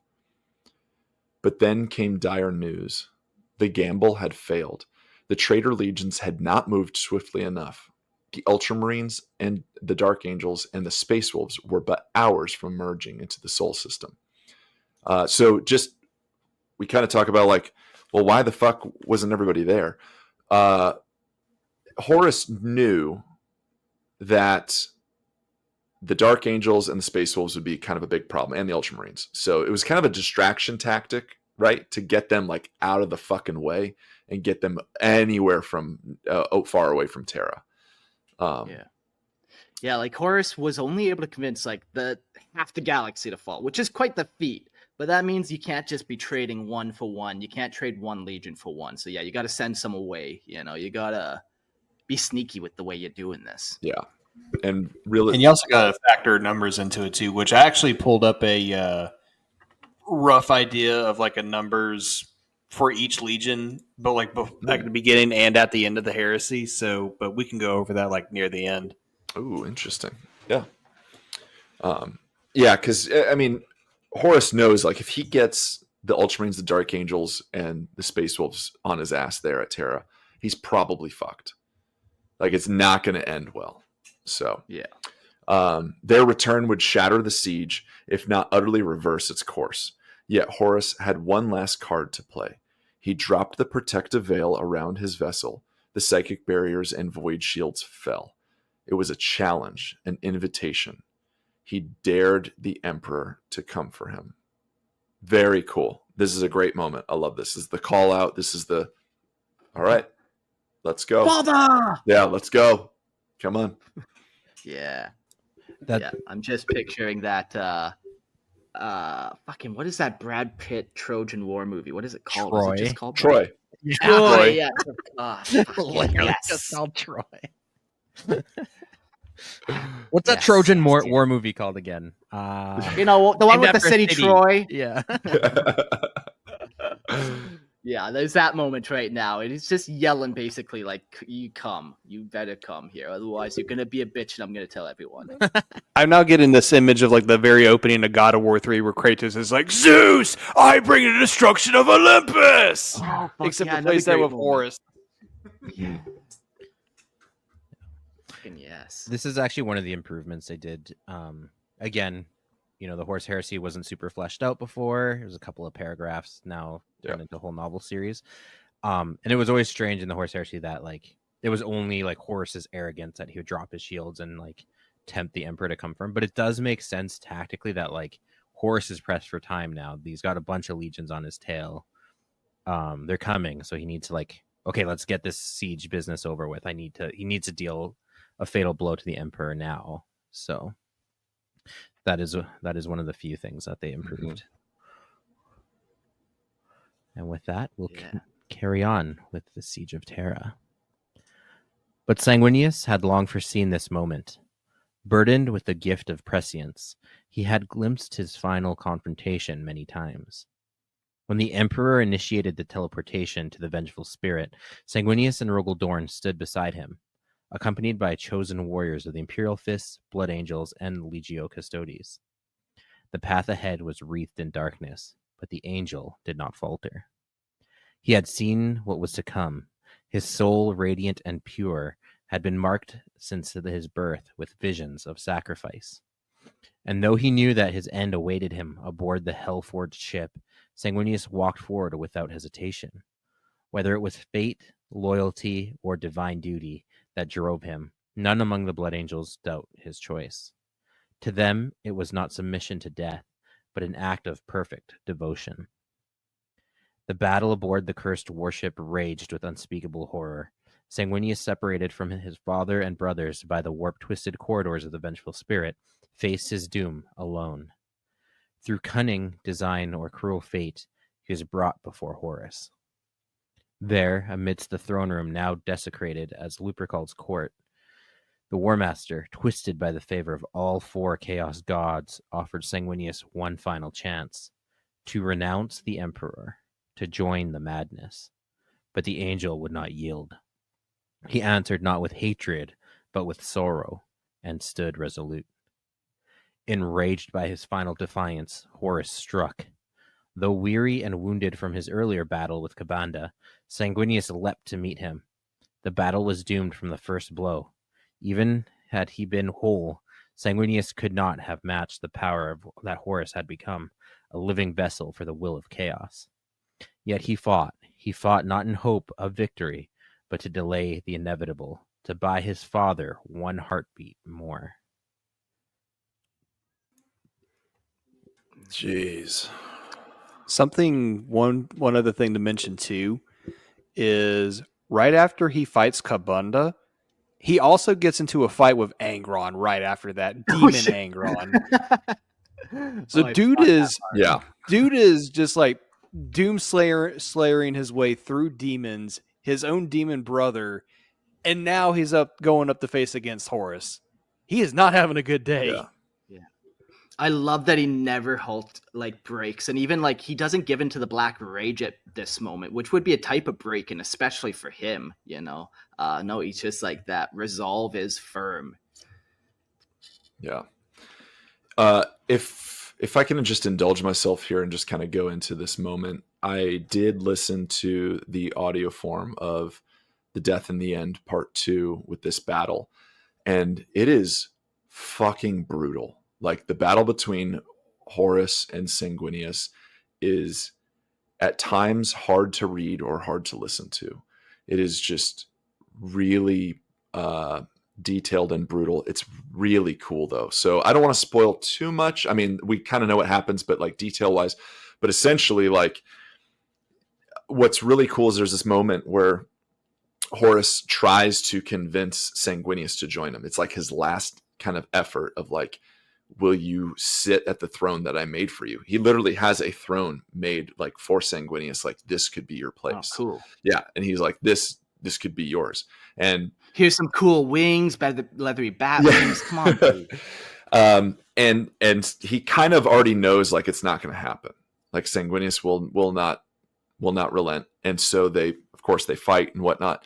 Sanguinius is Horus is huge. Like, they do Dan Abnett does a fantastic job of just giving you the imagery of this big fucking brutal, horrifying beast that is Horus. And he's fast too. Like, he's a big brute, but he is fast. But he is not as fast as Sanguinius. Like, Sanguinius is diving down. He's flying up, diving down, slashing here, cutting there, getting a little hit. And then Horus is like dodging a little bit and then, blocking. But it is just a constant flurry of blows. Like, I'm not a big anime guy, but like, I would assume that would be pretty similar to Dragon Ball. Yes, just like just flurry, huge.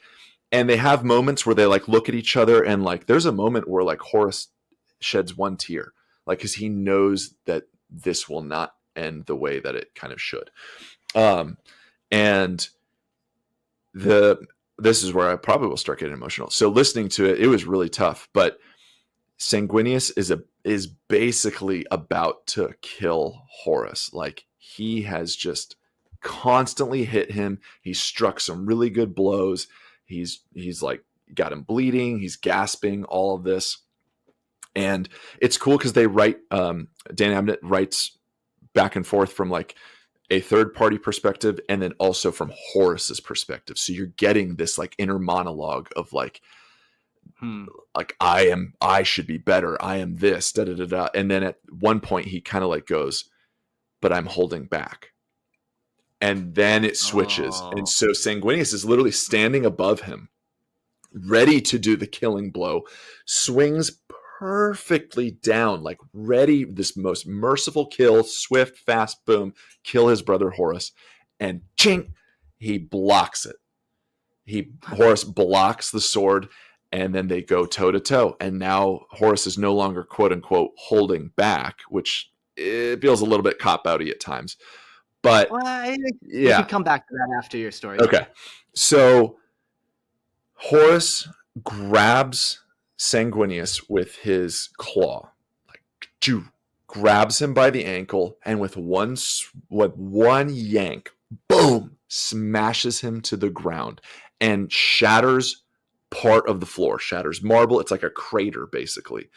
And this whole time, the room has just been destroyed by their blows. Like, Horus is just swinging, smashing pillars, all this shit.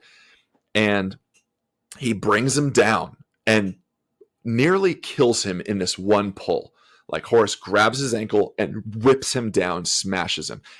Sanguinius loses consciousness for a moment. He's just bleeding out his mouth, his eyes, all this. Like, his hair is matted with blood, everything.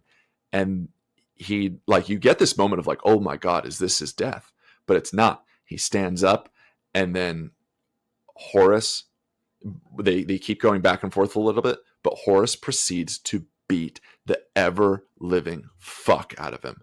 Dan Abnett says like he beats him like a dog. Like, he just, it was brutal writing brutal. it. Oh, it's rough. It's rough. So I know we kind of, I don't want to say gloss over it, but like the death of Sanguinius, like, we all know it happens, but I seriously encourage you to listen to it, read it, whatever, because it's pretty fucking brutal. Yeah. You talk about like that Horus decides finally to kill him, or decides to like unleash his potential. We kind of were talking about that earlier, though, about how the bad guys were more willing to push that line of like, well, how much power, how much bad am I going to do to get more power or whatever. And yeah, up until that point, it's interesting that he wasn't fully like on that path, but Yeah. everyone, I guess. And it's like the back and forth a little bit with, I don't want to say like the true Horus, but there's this conflict of like, you hear it like, I should be doing better. I am perfect. Why is he even striking me? And then it's this kind of like, well, wait, why am I even letting him? Like, was I doing it just to like see what would happen? And part of it is like, he's almost doing it to relish the defeat of Sanguinius, like almost like, almost like the letting show him, of it almost. Yeah, the show, like almost letting him get to that point, just so when he does defeat him, he like sips it like a fine fucking wine. Like it goes into this almost like like Anne Rice like detail of like the blood on his lips dripping and the pupils dilating in fear, and he almost just like gets really excited and I don't want to say turned on like in a sexual way, but he's like really turned on by this, like, I have defeated him and I will slay him and I will bring him low. Ooh. It is. Yeah. It's rough, dude. So, sorry. I just got emotional chills there. Shake it off. Yeah.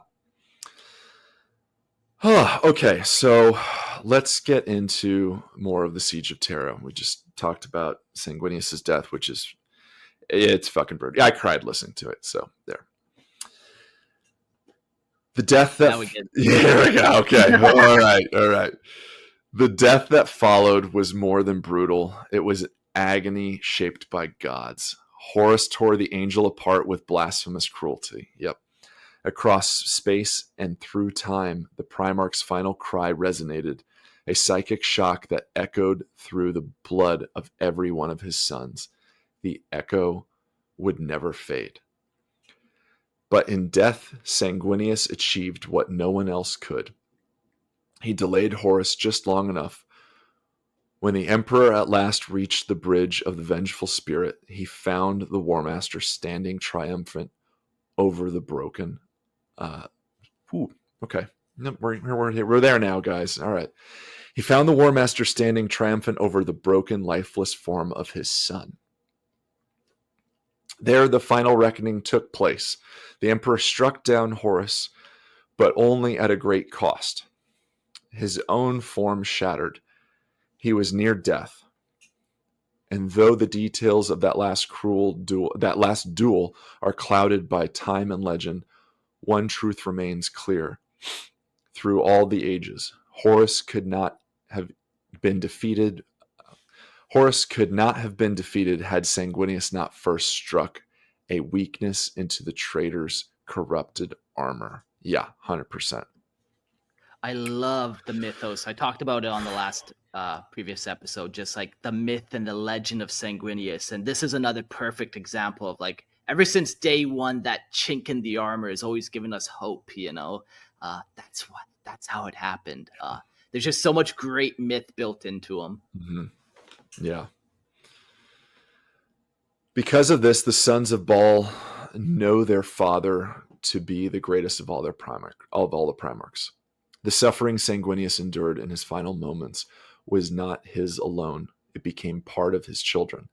Imprinted upon their souls and encoded into their very blood, the pain of his passing birthed a torment that would shape the Ninth Legion forever. Through the black rage and the red thirst, the Blood Angels still relive his death, caught in visions of his final stand. And thus, their nobility is forever bound to his sacrifice. In bearing these curses, they honor the angel's memory and remind the Imperium that salvation was bought not just with strength, but with grace, vision, and the quiet of one who saw his death embraced it for others. Whew. So that is pretty emotional. Yeah. I kept it pretty PG. Yeah. But... Just to kind of go into this just a little bit more, and then we'll keep going. But and maybe we talk about it. Did we talk about like what happens when Sanguinius dies, and then them nailing him up and all that stuff? I was gonna mention that, like, Okay. he gets crucified, and man, when writing it, it was honestly giving me like flashbacks to being like, I think I was in grade 10, grade 11, and watching Passion of the Christ. I'm sure all you have watched it, Yeah. And like when writing it, it was just like, oh my goodness, and I couldn't get any more details. Just to kind of gloss over a little bit. Basically, like demons descend upon Sanguinius and just like. And it's almost like the chaos gods themselves, but like they nail him up, like literally just on a ritual altar. And the black rage is now just clicks into all the blood angels, and they see this. They have nightmares in that instant moment of seeing their Primarch die and like living it themselves. Yeah. Meanwhile, they're still down on Terra fighting. Yeah. When this is happening, like. Unaware, fuck. There's really cool writing on it too. I think it's Dan Abnett again, but talking about like there's times where like one of the blood angels is like losing the battle, and this clicks in, and he like drops his chainsword and starts ripping apart all the enemies. Just like, oh, that turned, and this makes me want to do a Death Company army. Like I really think it's really making lemonade out of some lemons. I think Best of a bad situation. Yeah, he died, but it makes me really mad, and I'll kill all my enemies. Yeah, exactly. Yeah. So the aftermath of this crazy, honestly, like Court said, go listen to that if you really want to get some shivers. If you don't want to sleep at night, they did a great job of just fucking like brutalizing them. It was tragic. The aftermath. The Imperium was irrecoverably altered in the aftermath of Horus's defeat. No longer would the Emperor stride among mankind as its guiding force in war, for his shattered form now endured only through the sustaining agony in the Golden Throne. The burden of rebuilding his realm, of driving back the remnants of the traitor legions, would now rest upon the shoulders of those few Primarchs who remained. Stalwart figures such as Rogaldorn of the Imperial Fists, and Reboot Guilliman of the Ultramarines. It was Guilliman who would leave the most profound mark upon the Blood Angels in the wake of their grief. Through the Codex Astartes, his grand doctrine for the reformation of Space Marines, he sought to safeguard the Imperium from the rise of another War Master. Guilliman's vision demanded that no single being ever be able to wield the full might of a legion. Thus, he decreed the division of the legions Astartes into smaller autonomous chapters of 1,000 warriors each. In those fragile, raw days following the heresy, this mandate stirred resentment. To many, it seemed a condemnation of their loyalty and a dismantling of the very brotherhoods that had been bled for the Imperium. Rather, emotions ran high, suspicious simmered, and for a brief, perilous moment, Guilliman's edict threatened to fracture the Imperium anew. But in time, the resistance gave way, and the loyalist legions, now mourning and spent, accepted the decrees. The legions became chapters, and a new age begun. For the Blood Angels, this sundering struck with a cruel weight. Their beloved Primarch, Sanguinius, noble, radiant, selfless, had fallen at the hands of Horus in the final, fated confrontation. There was no time to mourn, no moment to count the cost. Their tightly woven brotherhood, already reeling from terrible losses at Terra, was now commanded to fragment. They had no clear leader, and worse, the first signs of their genetic doom had begun to surface. The legacy of Sanguinius' sacrifice was more than sorrow. It was a wound etched into their very souls, the trauma of their battles at Cygnus Prime, where they had faced the horrors of demon and the lies of chaos, left its marks on their spirits. In its wake stirred a hunger, a curse born of blood and grief, and when their father fell, slain by Horus in the final act of unthinkable cruelty, the psychic shock echoed through every one of his sons. From this agony bloomed the Black Rage, a madness that trapped its victims in the final moments of Sanguinius' death.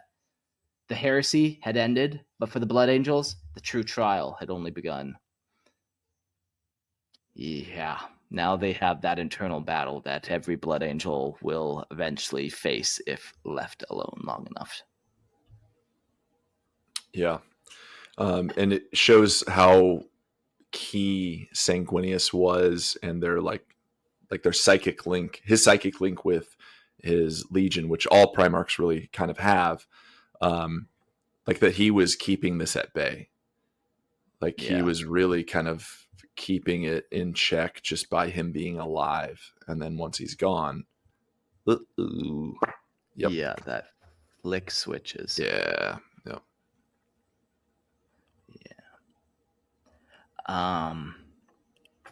Chris, you can read this next part. All right. The second founding. Out of this darkness, the second founding was born. While each legion confronted its own way of division, and some endured even greater turmoil, the Ninth Legion found purpose through the Council of Azkelion, the last surviving member of the Sanguinary Guard. Azkaellon. Though accounts differ, all agree that it was Azkaellon's steady hand and quiet strength that guided the remnants of the Legion through their grief. Under his leadership, a small number of successor chapters were formed, each entrusted as champions of the Blood Angels, who bore the memory of Sanguinius with reverence. These new brotherhoods carried forward the rites, rituals, and honor of their parent legion, reshaping them into distinct identities, yet all bound by shared blood and sorrow. Among them rose the Flesh Terrors, led by the fierce and haunted Nasir Ahmet. Even in the earliest years of their founding, his chapter launched relentless crusades against the remnants of the traitor forces. Their fury was unmatched, and their violence spoke of a pain they could not silence. In those first bloody campaigns, the Flesh Terrors carved a reputation that would define them for millennia to come, both as avengers and as a warning. And so, in the ashes of loss and the long shadow of Sanguinius' death, the Blood Angels and their kin sought to endure, honoring the angel not through lament, but through the struggle to remain noble in a galaxy that had grown darker still.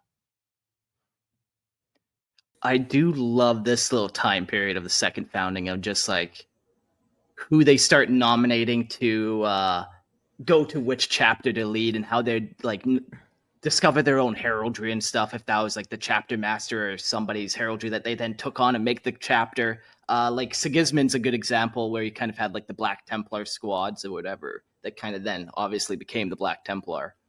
Mm-hmm. Or they were just the Templar squads originally. Sorry, not the Black Templar squads, but yeah. Yeah, it's really interesting how they choose to divvy up their chapters and like who will be in charge of these new chapters. And yeah, like in Amit's case, like Amit was known to be like a firebrand even amongst the Blood Angels. So like the Flesh Terrors are really, kind of match his ferocity. And you got like the wizard sorting hat going on. Like, house are you going up to be a part of? Are they assigning the new like chapter names too? Like, okay, and the Flesh Terrors is going to go to Amit. Yep. Yeah. Okay. Yep. All right, we got 10 words here and 10 words here. You can pick two. So we got Blood Tear, we got Blood Feast. You can mix and match any two. Yeah, or do you just to stick to a theme? Do you just get assigned? So it's like, all right, Nasir Ahmet, you've got a secondary chapter. Okay, good.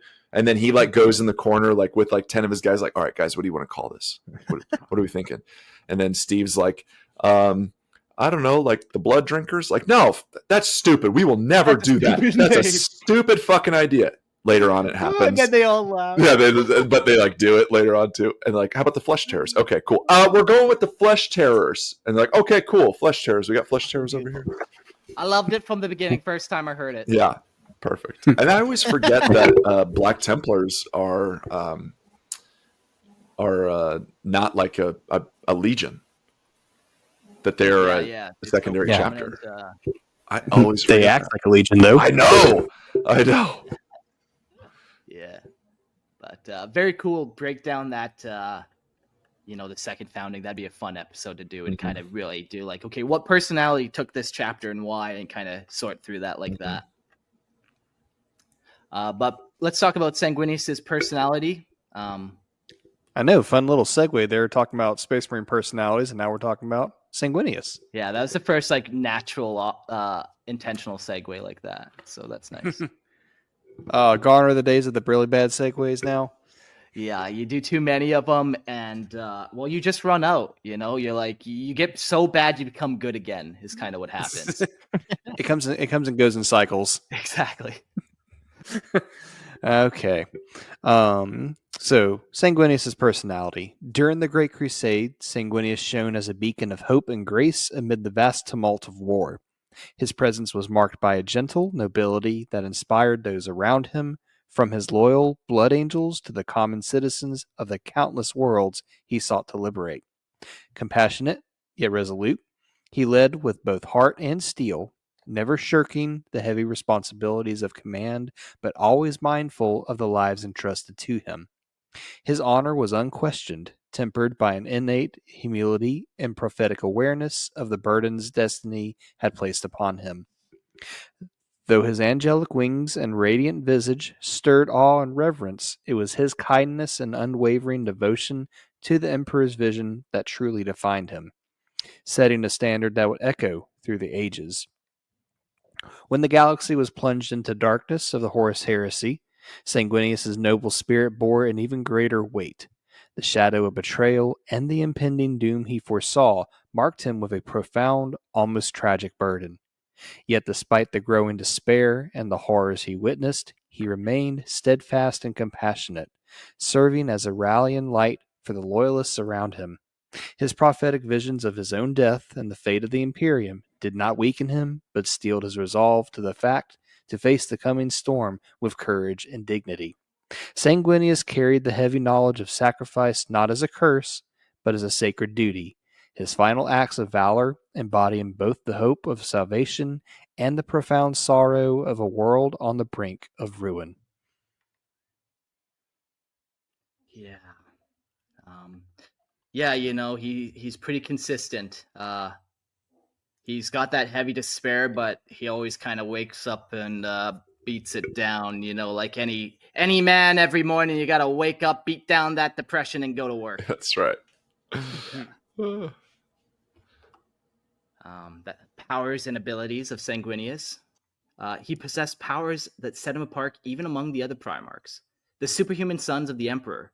Most striking were his magnificent angelic wings, granting him, you know, we've kind of read that many times. He's got fucking angel wings, which is tight. He can fly. I love it. One of those angel wings is measured at 1 meter long and is like as hard as steel. So it's sweet. It's awesome. The other thing he has is his foresight, which we've also talked about a whole bunch, where, you know, it is waking up every day and knowing you got a horrible fate, but you still just get after it. I do really like the contrast of how Cruz and Sanguinius deal with the foresight. Are there any other Primarchs who have foresight? Like maybe Magnus has a little bit, but I don't think it's like predominant. Did the Can have any kind of foresight or no? Can't remember. I know Lehman Russ could always see that he was going to kick your ass. That's just being cocky. Just, you know. Yeah, he's just telling himself. He's like, I've foreseen it. I have foreseen this. I've got this. Apparently only Magnus was the only one who had like somewhat foresight, controllable foresight. Yeah. Mortarion. I don't know. We could play this game all night. There is an interesting note, as much as railing against fate, which is something I do in real life too. There is like a mythical quality to like, and this goes for all the Primarch stories of like fate and destiny and foresight, which often play roles in like human storytelling. You know, like everything from like the classics, like from ancient Greek myths to like more current, and when I say current, I still mean hundreds of years old, like Shakespearean plays. Like it is a very strong narrative tool, and then it even like today, like epics like Star Wars use foresight too as like and like fate as like impinging factors. Mhm. So yeah, it speaks to like the broader like legendary and mythic storytelling. And it's not even just storytelling necessarily. Like you can believe a lot of different things, but like, there's strange things such as like prophecy or like palm reading. Maybe you could chalk into this a little bit with the really good ones, but this ability to kind of tap into the future. Yeah, it can be a dangerous thing. Some people get addicted to even like looking into their own future, even though it's like up in the air. But or is it? Is everything predetermined? Or is it? Nah, I fucking knew you were gonna say something like that, Christian. I knew exactly. Oh wait. Yeah. Yeah. I got a picture pulled up here of who is this? This is Alucard. Alucard? Alucard. It's Dracula backwards, baby. Oh shit! Speaking of floating vampire Jesus. Yeah. Please tell me you can't unsee this now. Yeah, we've moved on to the appearance section, so we decided to pull up him. Yeah. Vampire Jesus. So Alucard from Castlevania, if those who don't know, but yeah, so Sanguinius is basically like the embodiment of celestial grace and tragic destiny. He's in resplendent gold armor, gorgeous, and he's got the big white wings. There's like every now and then I think they like kind of show there's like black little feathers in there too sometimes, but yeah, he is fucking magnificent is what he is. He's gorgeous. He's got long blonde hair. He's beautiful. He is kind of the and I gotta say, like, the Emperor's got golden armor. Sanguinius has golden armor.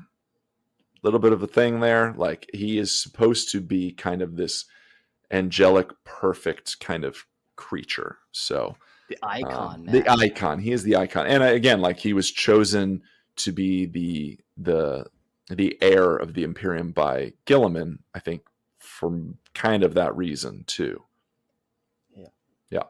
And in this universe, prettiest little Primarch pageant, the award goes to Sanguinius.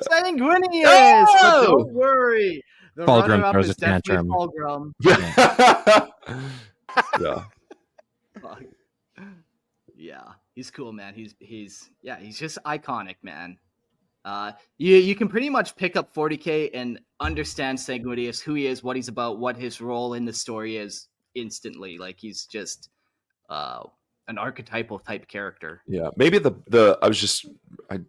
seeing like the sometimes I see like the black feathers. That's not it. It's like he has like a leopard skin, like leopard pelt, like draped across him sometimes. I think that's what it's Yeah, we supposed talked to about be. it in the last episode. Did you? Okay. Yeah, it's I called. was It getting has a name confused. too. It's a Okay. creature. Let's see if I can. Chordodon, Charagot, Something like that. Something Adon. Yeah. I don't know. Charadon. I'm a cat killer, man. Oh my I see a gosh. cat belt and I fucking want it. Cool. Yeah. And the last little bit is his pieces of war gear. He was able to pick up 2 new pieces during the Horus Heresy. The pistol Infernus, which is just a fucking badass Melta pistol type, singeing device. It might be a Volkite, but I think it's a Melta. I'm pretty sure it's a Melta. Yeah. And then he's also got the Moon Silver Blade, which is just like this quick. You described like the fight between Horus and Sanguinius is quick, flashing, darting, like, and this Moon Silver Blade is like the iconic kind of weapon of that. Like, it's built for that. So he picked that up too, and it also had effects against demons. So pretty cool that way. And it was built with this, allegedly, because it was given to him by Dorn, was built from the same alloy as the frame of the phalanx. So, Oh, that's cool. Yeah. That's cool as shit. He also has the Carmine, right? That's like his yeah, we main talked about the okay. blade and Carmine is his main sword, and then Yeah. the spear of Telesto is his main Yeah. spear in the last episode. His armor's named too. I forget what that's Oh, called, dang. but we talked about that the last episode. The Regalia Resplendent or something like that. Yeah. So the legacy of Sanguinius. First, he's the Imperial Saint of all Imperial Saints. He's the great. The body of Sanguinius was recovered by the Emperor's forces as they withdrew from the ruined shell of Horus's flagship and returned to Terra. With reverence and mourning, the Blood Angels bore their fallen father across the stars to the homeworld of Baal. There, deep beneath the hollowed ground of their great chapel, they laid him to rest within a monumental tomb. Its entrance was crowned with towering statues in the likeness of angels, silent sentinels that watch forever over the resting place of the noblest of the Emperor's sons. Now, nearly 10,000 years since the solemn procession, Sanguinius remains one of the most beloved and venerated of the loyalist Primarchs. Across the Imperium, his name is spoken with awe and sacrifice, and his sacrifice is remembered as a turning point that enabled the Emperor to strike down the arch-traitor. To the billions of the Imperial's faithful, Sanguinius is a symbol of purity, duty, and unflinching courage. Temples have been raised in his honor, besides those of the Emperor himself, and his name is woven into the sacred liturgy of mankind's belief. On the day known as Sanguila, adepts across the star wear crimson emblems close to their hearts in honor of the angel's sacrifice and mourn the light of the galaxies lost with his passing. And yet, for all the glory that surrounds his memory, the sons of Sanguinius continue to carry the shadow of his death. The Blood Angels endure, under suspicion, their nobility stained in the eyes of others by the darkness that lies within them. The sorrow of the Primarch's fate echoes still in their soul, and with it lingers a hidden thirst, a terrible flaw born of grief and blood, and a burden they must bear in silence. Mm-hmm. Yeah. Mournful. Very sad. In the last episode, I did a lot. I did a lot of comparisons to Sanguinius, obviously with Michael the Archangel and like the Jesus motifs, and the whole Imperial holiday and sainthood, like, still kind of carries that on. Sanguinalia being jokingly, I don't know if it's in canon. I wouldn't say necessarily that it's like Christmas, but it has become like Christmas in like real world terms. It's like the biggest holiday of the Imperium, and it's similar, at least in name, to Saturnalia, which would have been close to the same time. So Hallmark really benefits from it, from the card sales. Like, there's really shitty, just like Hallmark original movies with some guy that you remember from like a TV show that he was kind of in, but now he's like a big deal on this thing. And so, yeah, nice. I like it. I'd watch that.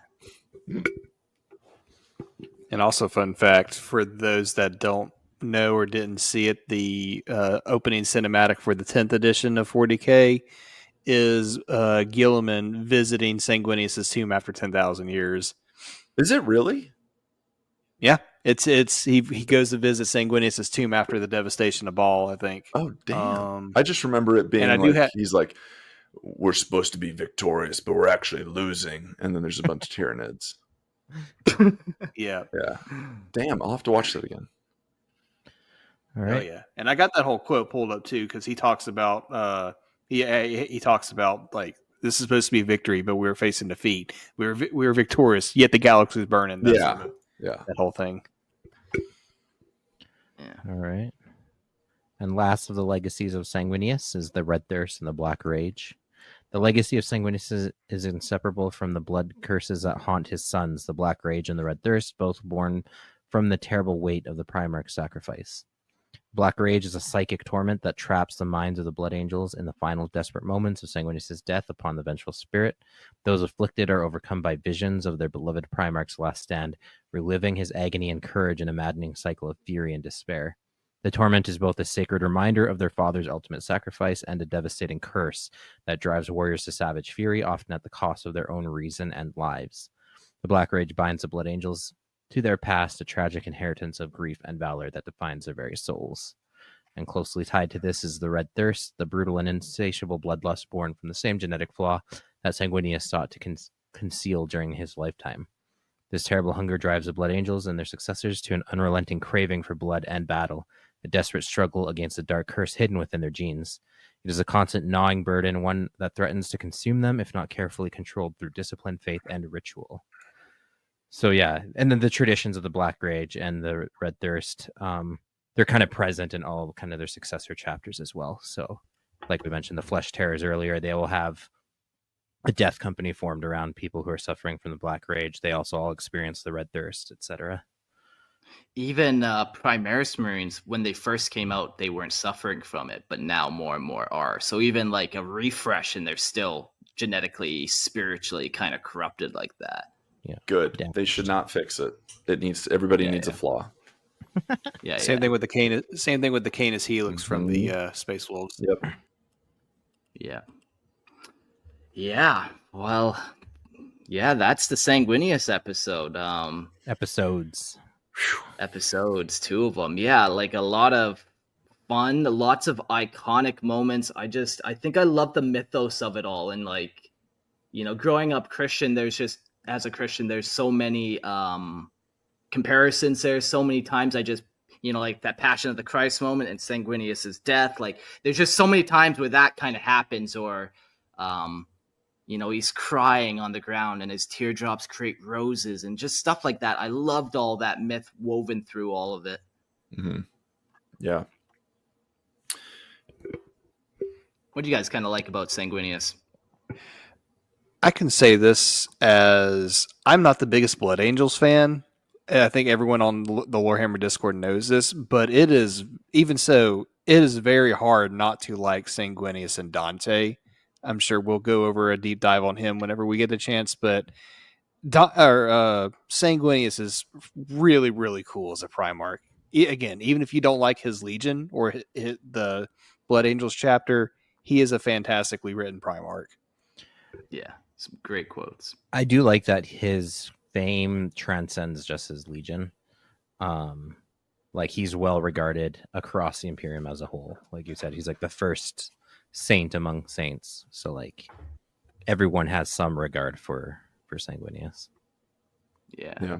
The selflessness, the resplendent just kind of nature. He's gorgeous and powerful and this just icon, but he's like humble and doesn't live into that. Like he lives into it that he is that icon. He's just but he's never like, yes, I know I am amazing. Shower me in praises. Yes, let me hear more. No, he's never that way. And he's very pure. I mean, I think that was kind of the idea, is like he's very pure in his visions. So I love it. Fucking honestly, dude, like after listening to the part of his fight with Horus and then listening to part of the Black Rage, like I really want to do a Death Company army, even if it's just like a combat patrol or just like a 1K. It's easy. It's black. It's a little red. Like I'm doing Space Wolves right now again. Like I'm getting my Space Wolves back. So we're getting there. But Blood Angels, they're cool. Sanguinius is rad. Don't bring him back, GW. Don't you ever bring him back. You hear me? Yeah. He is dead. He is dead. Fucking do it. Oh man, wouldn't that just be a nightmare if that happened? I would wake up, check my phone, and just like boat off into the ocean, and no one ever saw Mark again. Yeah. What a way to undo the sacrifice. Yeah, exactly. And like, now what? Does the Black Rage go away? Yeah. Like, it just opens up a whole big can of worms that you don't want. Man, they keep doing it. Star Wars does it. Halo just did it again with another character that just came back that's been dead since like the very first books. Like, it's terrible. Don't do it. No, Sergeant no. Don't ruin my childhood, Christian. I won't say it for spoiler purposes. Everyone can just live in ignorance and be happy. Thank Please. God. Yeah. Well, great episode, fun episode. No call-ins. Maybe I've been thinking about doing a call-in episode that people can just do like a Primarch call-in episode. You can talk to me about all your favorites. We tend to run out of time, but don't worry. There's always another episode. On the next episode, we'll dive deeper into his Legion, the Blood Angels, and we'll do 2 parts on that. Final thoughts, I suppose, are go check out Lorehammer Listen to Lore podcast. I read homebrew short stories that you guys submit. People still email me them, and then I file it away, and I will get to it eventually. So thanks for doing that. Go check out Lorehammer Listen to Lore podcast. Yeah, and if you like Star Wars, come check out me and Jordan on the Star Lores podcast, where we dive deep into the Star Wars mythos. And if you like Warhammer but fantasy, come check out Grim Lore. We are finally free from our hiatus. We are back in business. Nice. And so come listen to us talk about Warhammer Fantasy and some Destiny and some Halo. And we are not going to talk about the person that they just brought back after being dead from like the first books. And if you guys like 40K and all things nerd, then we'll probably be friends. I'll just leave it at that. I'm not plugging. I'm just saying I agree with you. Nerdy things are cool, and I love you guys. He wants and to talk to you. that's it. No, sometimes I just want to thank the people for being cool and just listening to this. Like, seriously, if you guys are listening to this right now, if you're watching this, I know the chat's going. Like, this is amazing, time. right? This is fun. We get to talk about something so cool and interesting, and we get to play this game. And you, Mark, you've been hobbying. Like that brought me up, man. That brought me up to feel that way. It was great. So yeah, just imagine if we were born 100 years ago and we're like, well, guess we're gonna go to war or something. Or I don't fucking know what they were doing 100 years ago. They didn't have toilets. I know they weren't shitting in toilets. So I'm just saying we live in a glorious time. I agree with you. I think we had toilets. I think you read a little into what he was saying there. Okay, I was like, pretty sure we have toilets 100 years ago. Listen, I've been pooping on the floor just until a couple years ago, okay? I know you just got Amazon in Panama, but like, there's technology. It moves so quick. Oh, man. All right, well, we'll see you all on the next episode. Adios.